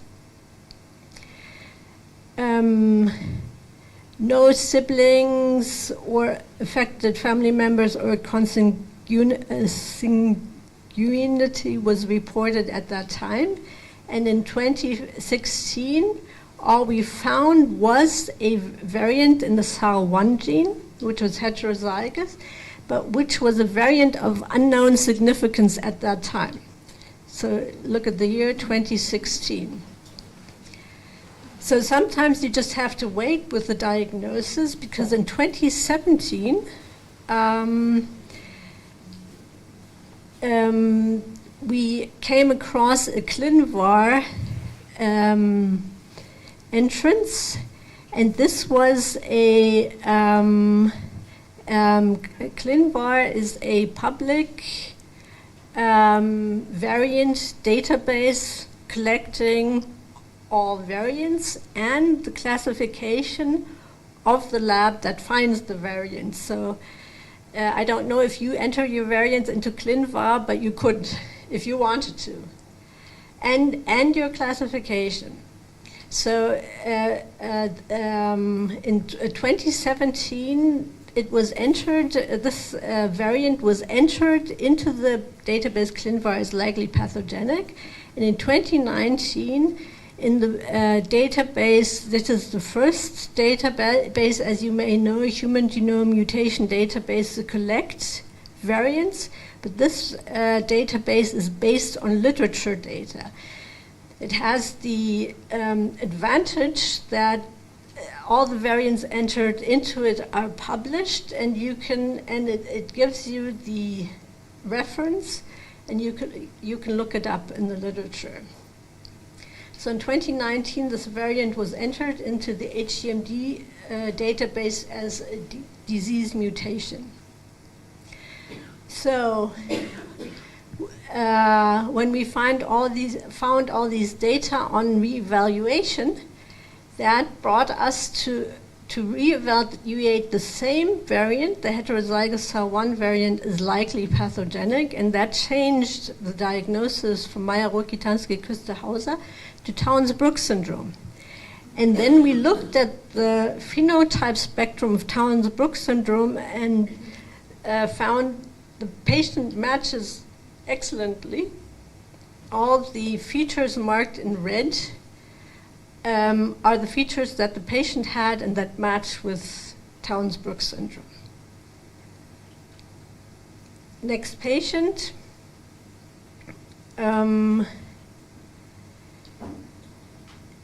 This is what the pedigree looked like to begin with. And this is a patient with renal agenesis and inner ear malformations. So that's a specific combination. And we did detect an even homozygous variant in the GRB1L gene, but it was a variant of unknown significance at the time when we detected it. And this was in 2018. But we started being on the lookout for publications about GRB1L, and in the years 2017 and 2018, lots of publications came out that implicated GRB1L as a new CACUT gene, especially linked to renal agenesis. That's the phenotype our patient had. And linked to inner ear malformation and deafness. That's the second phenotype our patient had. Looking at literature helps a lot. And the next thing we did is we looked at the family more intensely and found this is another consanguineous family. It's actually of Yazidi origin. And there are more affected family members. And these affected members have inner ear malformation. So the GRB1L variant became a variant that explained both the kidney agenesis and the inner ear malformation. It is the missense variant, but we used a new tool analyzing possible splicing effects of missense variants, and found that there's possibly an effect on splicing of this missense variant. So we reclassified it as pathogenic and considered it causative in our patient. Another example of a patient with kidney agenesis, but kidney duplication on the other side. In 2018, we found no likely pathogenic variant, no extrarenal anomalies. In 2019, this very interesting paper was published implicating TBX6, newly implicating TBX6 as a CACUT-associated gene. And TBX6 is located on chromosome 16 in the band P11.2. And it is known that this particular chromosomal region is frequently deleted. Those are the yellow patients, or duplicated in blue, CACUT patients. So TBX6 was put on our list of CACUT-associated genes, and lo and behold, our patient 4, did have a variant in TBX6, heterozygous, which we classified as likely pathogenic because in 2022, this particular variant was found in a patient with Mayer-Rokitansky-Küster-Hauser syndrome, and it was functionally characterized and found to be significantly different from wild type. So then this was our diagnosis in the patient. Moving on to patient 5, this is a patient in which we did bilateral cystic dysplastic kidneys, no extrarenal anomalies. We analyzed the data in 2018 and 2020 twice, and found no likely pathogenic variant. However, what we did find is 2 variants of uncertain significance in 2 CACUT-associated genes. And very recently, a new tool was developed called ORVAL that predicts likely pathogenic, that predicts digenic inheritance. And what it predicted was that there is a likely pathogenic digenic effect of these 2 variants in CRKL and TBC1D1. Both are known CACUT-associated genes. And what we tested next was that one variant was paternally inherited, one variant was maternally inherited, which fits well with a sporadic CACUT patient and healthy parents, where the 2 variants have an additive effect which is not present in any of the parents.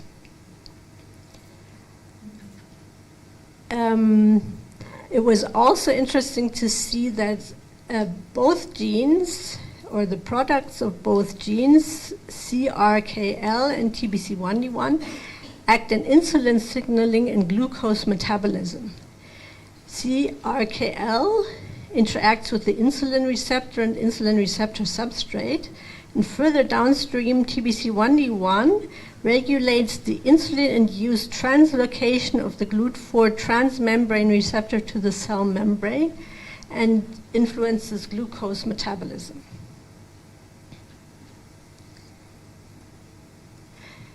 So I'd like to move on to the results from optical genome mapping. We selected patients for optical genome mapping based on two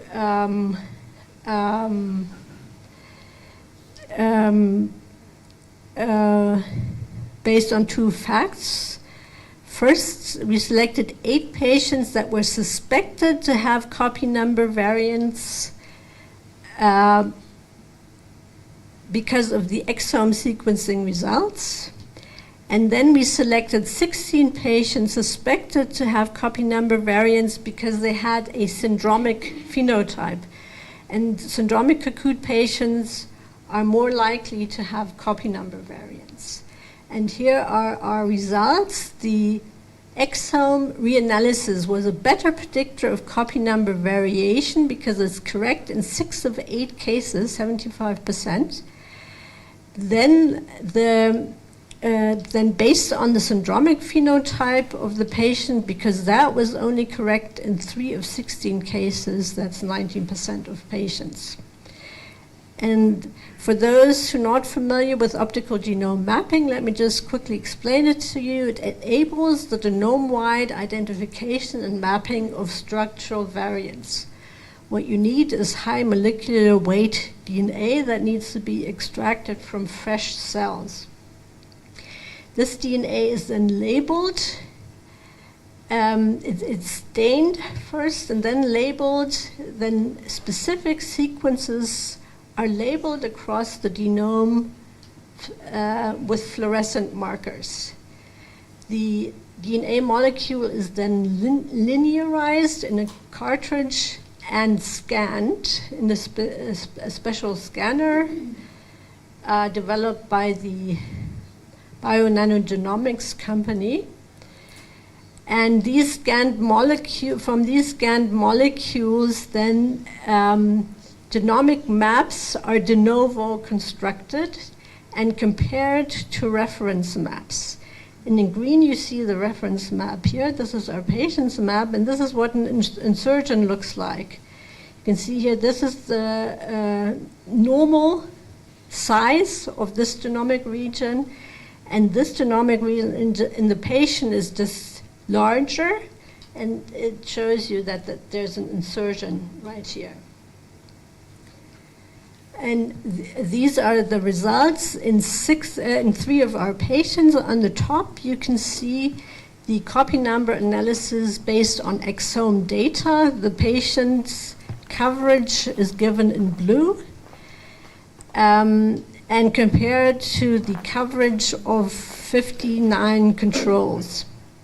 Here, you can see the patient coverage is always lower than the coverage of the controls at 3 loci, CHD1L in this patient, HNF1 beta in this patient, and CRKL in this patient. And here are the respective optical genome mapping results. Optical genome mapping agreed in these cases that these are all deletions.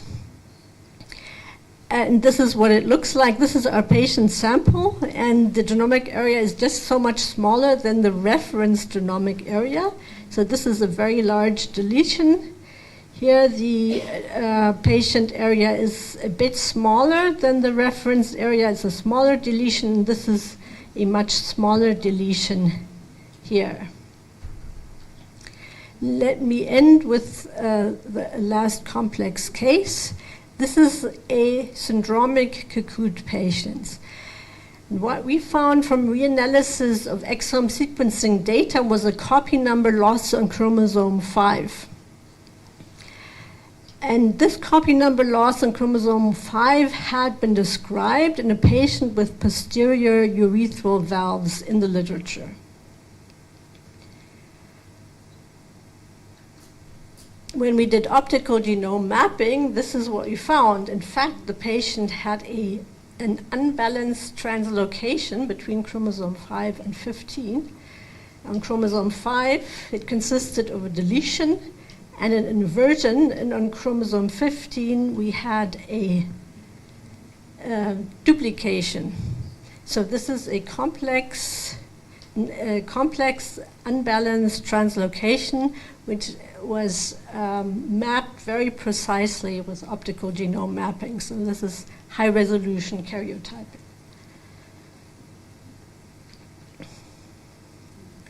So this is what I'd like to summarize the study 2. As mentioned earlier, we found in 12% of cases, we found variants, very rare variants, near-coding variants or digenic inheritance in 12% of cases. And we ended up finding confirmed copy number variants in 9% of cases, so that in fact in 21% of cases, we found a genetic cause by reanalysis of exome data or using another technique such as optical genome mapping. And before I come to the last study, study 3.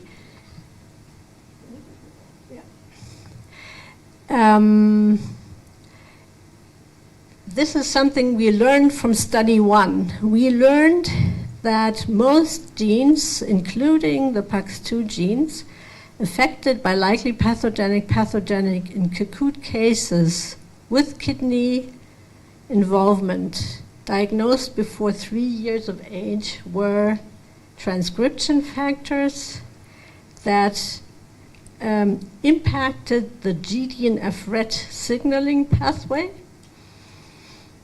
This is true for PAX2. Both of these facts are true for PAX2, and PAX2 was recurrently mutated. So we picked out this gene as particularly interesting to do further study and some deep phenotyping. And this brings me to study 3. Heterozygous pathogenic PAX2 variants are known to cause renal coloboma syndrome with the characteristic features ocular anomalies and Cocoot, especially kidney hypodysplasia. But PAX2 variants can also cause isolated Cocoot and are also known to cause focal segmental glomerulosclerosis, possibly also with ocular anomalies. And this is our study design. We had exome data available of 301 unrelated pediatric Cocoot patients. And from this data set, we extracted variants in PAX2. We classified these according to the ACMG guidelines. And of the patients with pathogenic PAX2 loss of function variants, we did reverse phenotyping. What we did also is we reviewed 12 previous reports that included pediatric Cocoot patients with PAX2 loss of function variants to increase the size of our study cohort. And these are our findings. We found in these 301 Cocoot families that we studied, we found 7 families with 5 different PAX2 loss of function variants. And here are 3 examples where these PAX2 loss of function variants in the index patients were de novo, because we didn't find these variants in any of the parents which were healthy. So these are sporadic Kakut cases with PAX2 loss of function variants. But in the other cases, we always had one parent that also had a renal disorder and that carried the PAX2 loss of function variants if we had the chance to test this parent. So those were the inherited cases. It was also interesting to see that this is the symbol for kidney transplant recipients or dialysis. You find this symbol in 6 of the 7 families. To show you that there was kidney failure in at least one affected individual in each of these families. And there were ocular anomalies in 5 of the 7 families, but not all. Just to point out the fact that the ocular anomalies, if a patient does not have ocular anomalies, it doesn't mean they can't have a PAX2 variant. And here are kidney phenotypes of selected Kakut patients with PAX2 loss of function variants. Typically, this is what you see. You see kidney hypodysplasia bilaterally. But you can also find cystic phenotypes with less cysts or more cysts, at least unilaterally. So a cystic phenotype does not preclude a PAX2 variant, and this is what one of these cystic kidney looked. It was removed from the patient at transplantation. So this is a nephrectomy specimen, shows you a very small kidney with a cystic phenotype. And no glomeruli, actually. We had the nephropathologist look for them, so it's heavily dysplastic.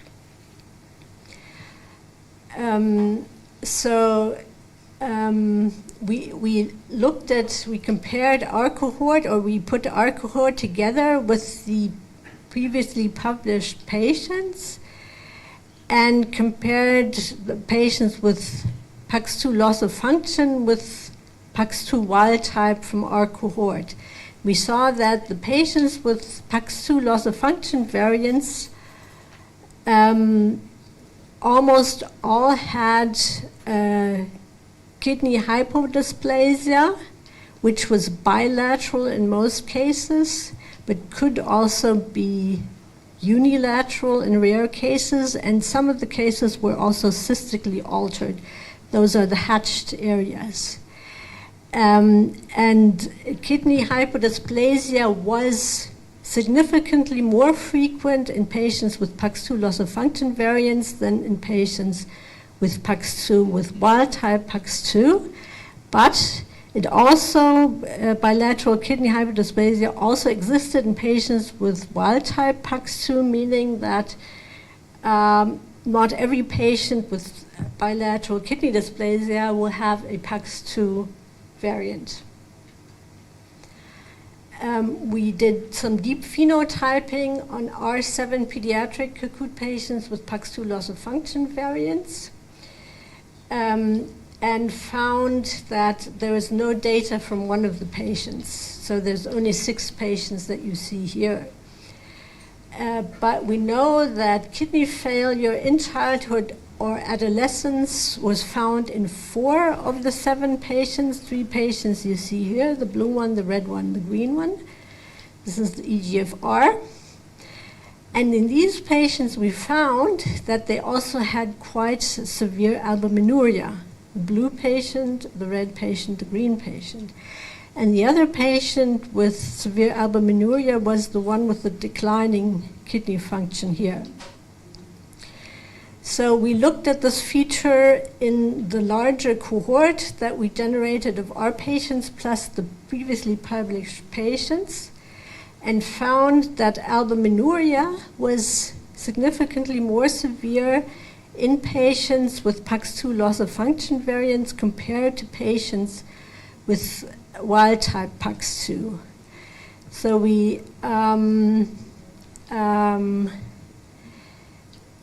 however, we do see proteinuria also, or albuminuria also in patients with wild-type PAX2. So apparently CACUT is associated with proteinuria, but PAX2 loss of function variant patients with CACUT have a more severe albuminuria.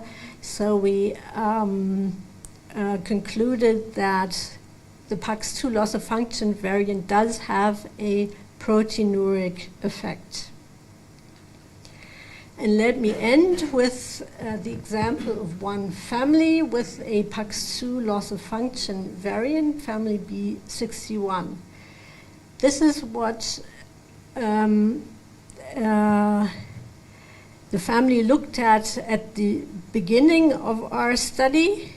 We diagnosed a sporadic CACUT patient. We see the ultrasound here, kidney hypoplasia here, and the cystic dysplasia, hypodysplasia on the other side. And we did find a PAX2 loss of function variant in this index patient. And knowing that, or we wanted to find out, is it a de novo variant or is it inherited, although both parents were healthy? We were quite astonished to find the healthy mother, who was 37 years old, carried the PAX2 loss of function variant. So what we did next was to say, okay, let's do a kidney ultrasound on her. Maybe she has some CACUT that no one ever recognized. But we found she has completely normal kidneys on kidney ultrasound, no CACUT, no evidence for CACUT. But knowing that PAX2 variants can also cause focal segmental glomerulosclerosis and albuminuria, what we did next is we tested the urine of the healthy, so-called healthy mother at 37 years, and we found an A3 albuminuria. So this shows us phenotypic variability in one family. The same PAX2 loss of function variant causes CACUT in one family member. This is a 4-year-old boy, and an A3 albuminuria in his 37-year-old mother, and there's no ocular anomaly in this family to date, so that couldn't have given us a hint towards a PAX2 variant. So the consequences of this genetic testing are, we now know in reality this is what the family looks like. We have 2 PAX2 variant carriers and 2 affected individuals in the family, but affected differently with different phenotypes. And the mother we can now put on anti-proteinuric measures, knowing she has an A3 albuminuria. And in the child, we can do close monitoring, because this child, otherwise we would have only monitored on a yearly basis, but now we say we monitor him on a half-yearly basis and check for hypertension and check for albuminuria, which he doesn't have at 4 years. But maybe it will develop soon, and then we can start antiproteinuric measures early. We also concluded that screening for PAX2 variants should be included in living donor evaluation of CACUT patients with PAX2 loss of function variants, because if you look at this pedigree, you would have said, okay, not knowing the genotype, you would have said, okay, both parents are healthy, both parents can be donors. And maybe if we had done a protein dipsticks on her with 24 years, maybe she would have wanted to donate her kidney at 24 years, and she wouldn't have had albuminuria then. And then this child would have gotten a kidney of a PAX2 loss of function variant carrier and developed albuminuria soon. This wouldn't have been a good scenario, and luckily the child did not need a transplant at this time. Now we know that the mother is no candidate to donate a kidney. So what do we know of PAX2 loss of function variant carriers now? You can expect that they will have kidney failure below the age of 10 years on average. If they already have developed, if you can already diagnose CACUT in the pediatric age, under 18 years. This is not true for the mother. She didn't have CACUT. And they are prone to severe albuminuria because the PAX2 variant has a proteinuric effect. So close monitoring of these patients and anti-proteinuric measures, early measures, should be considered. Also, because of phenotypic variability, even within one family, screening for PAX2 variants should be included in living donor evaluation of CACUT patients with PAX2 loss of function variants. And I would like to acknowledge all the wonderful, mostly pediatric nephrologists that have contributed to these studies. You see the genetics group is quite small that did all the work, but the pediatric nephrologists are important. They make up such a big part of these studies that so many are involved. Yes, and these are our sponsors. Thank you very much for your attention at this late time of the day.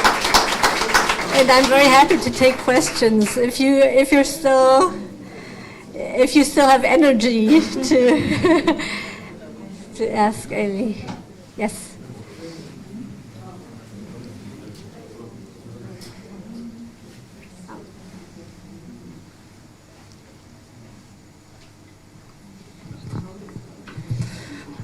First of all, I want to thank you.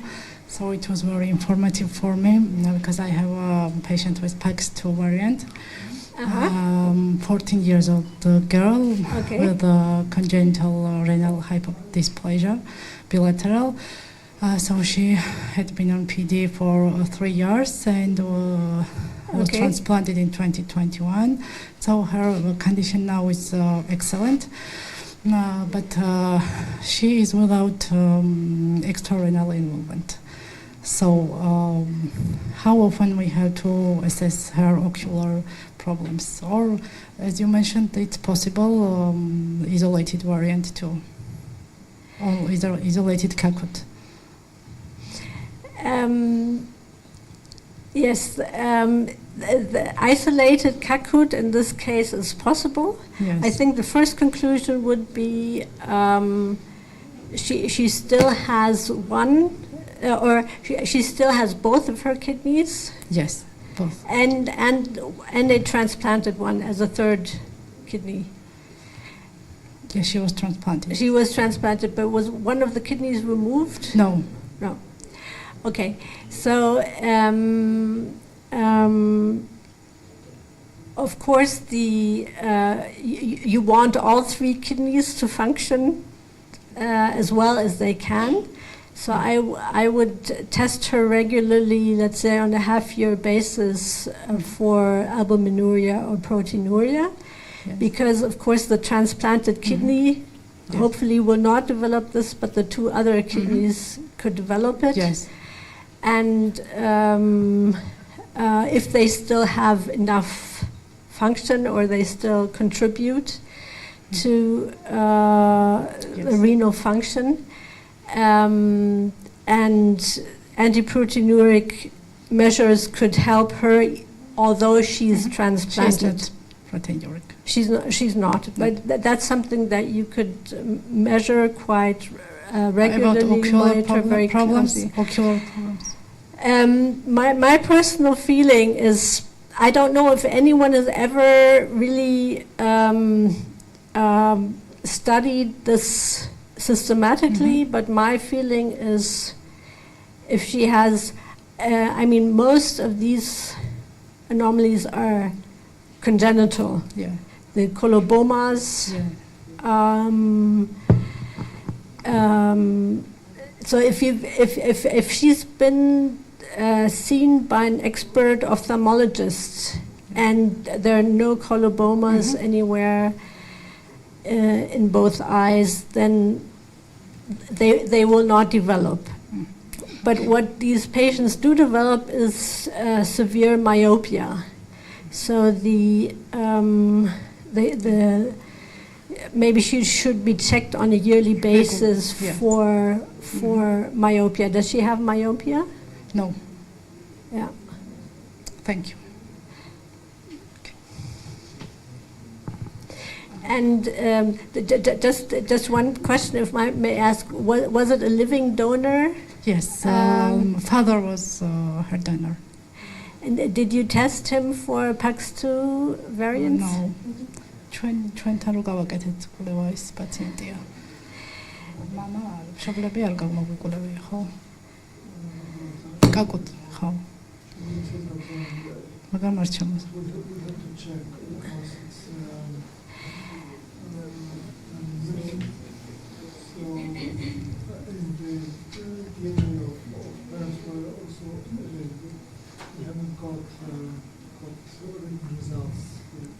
Yeah. Yeah. What can happen easily is if you diagnose the PAX2 variant in the child after transplantation, then you will not have been able to test the parents, right? So then, I would think about 50% are de novo variants, so she has a 50% chance of having a de novo variant. But if it's inherited, she has, of course, she has a 50% chance that it's inherited, and of that 50%, 25% that it's inherited from the father, who may not be affected by Kakut, as we saw in this example. Yeah. If in the donor workup you looked for Kakut in the parents and you looked for proteinuria, albuminuria, and didn't find it, Yes, of course. then very likely the patient is not affected. There's just a small risk that if the parent was very young at donation, that they will have developed proteinuria only later. Yes, when we're preparing for donation, it's. You can ask Mrcheveli, if they tested parents too. Thank you very much.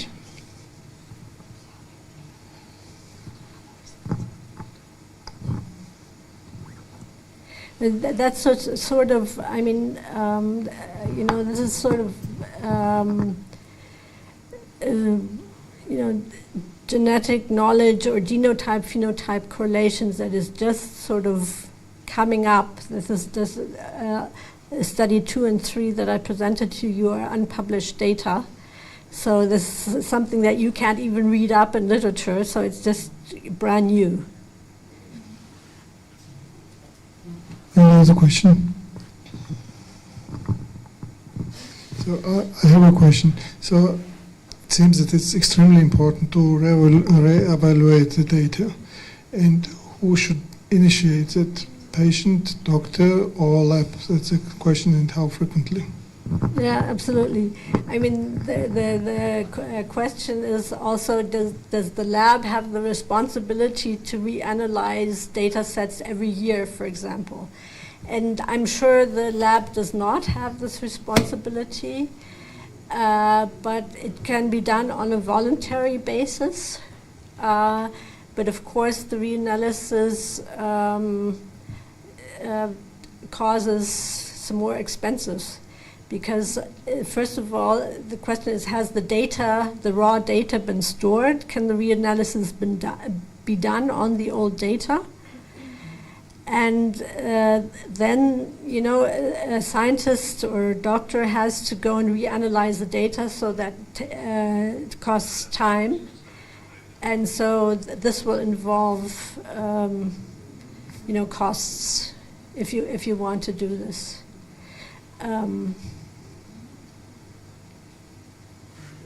But it could definitely be worthwhile to do it, and it may be, if the data has been, the raw data has been stored, it should be less expensive than doing the analysis again. I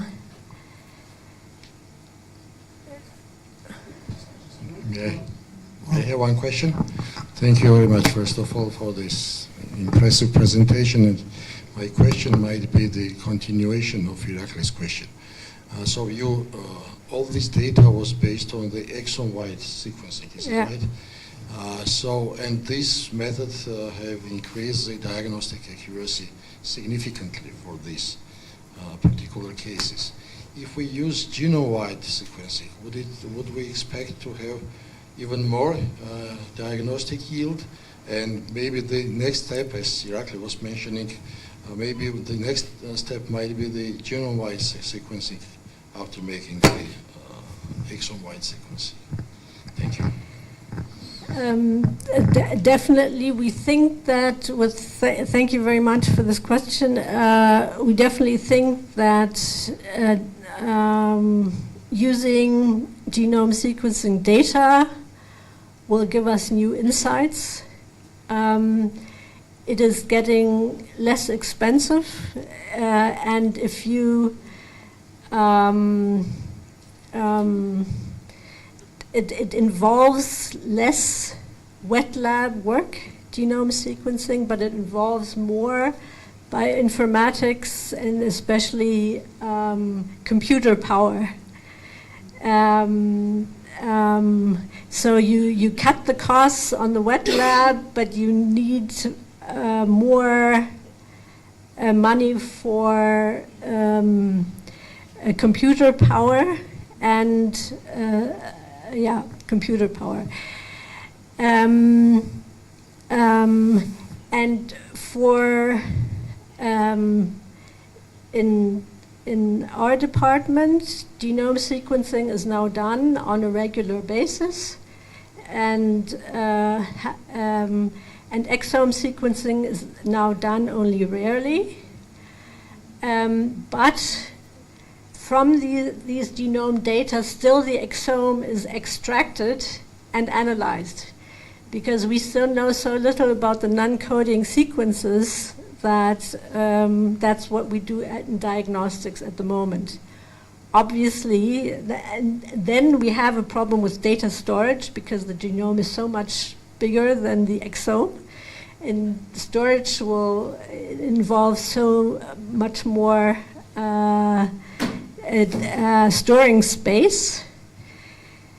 So at the moment, if we do genome sequencing, and we want to store all these genomes for reanalysis in 1 year when we know, or 2 years or 5 years when we know more about the non-coding areas, then this will involve lots of money for data storage.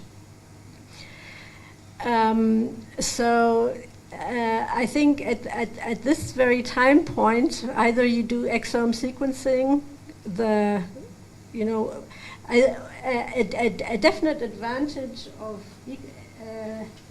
genome sequencing, if you look at our copy number variant analysis with exome sequencing data, that's the top here, you can see this is a gene, CHD1L, with 25 exons, and each exon is covered, the coverage in each exon is different.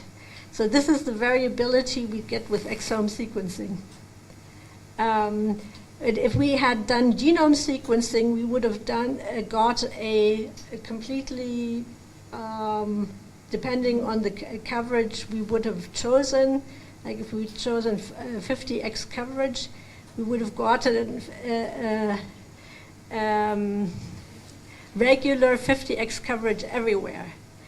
So obviously, this data set you can use much better for copy number variant analysis, much more reliably than exome data, even now, even if you only extract the exome. So that's already now an advantage of genome sequencing. But the advantage of genome sequencing concerning the non-coding regions has not reached diagnostics at this moment. This may already be different in 1 year's time or 2 years' time.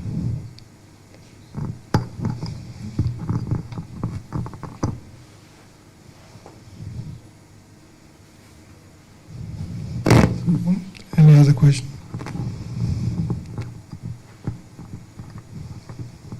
Thank you so much. Thank you. Thank you.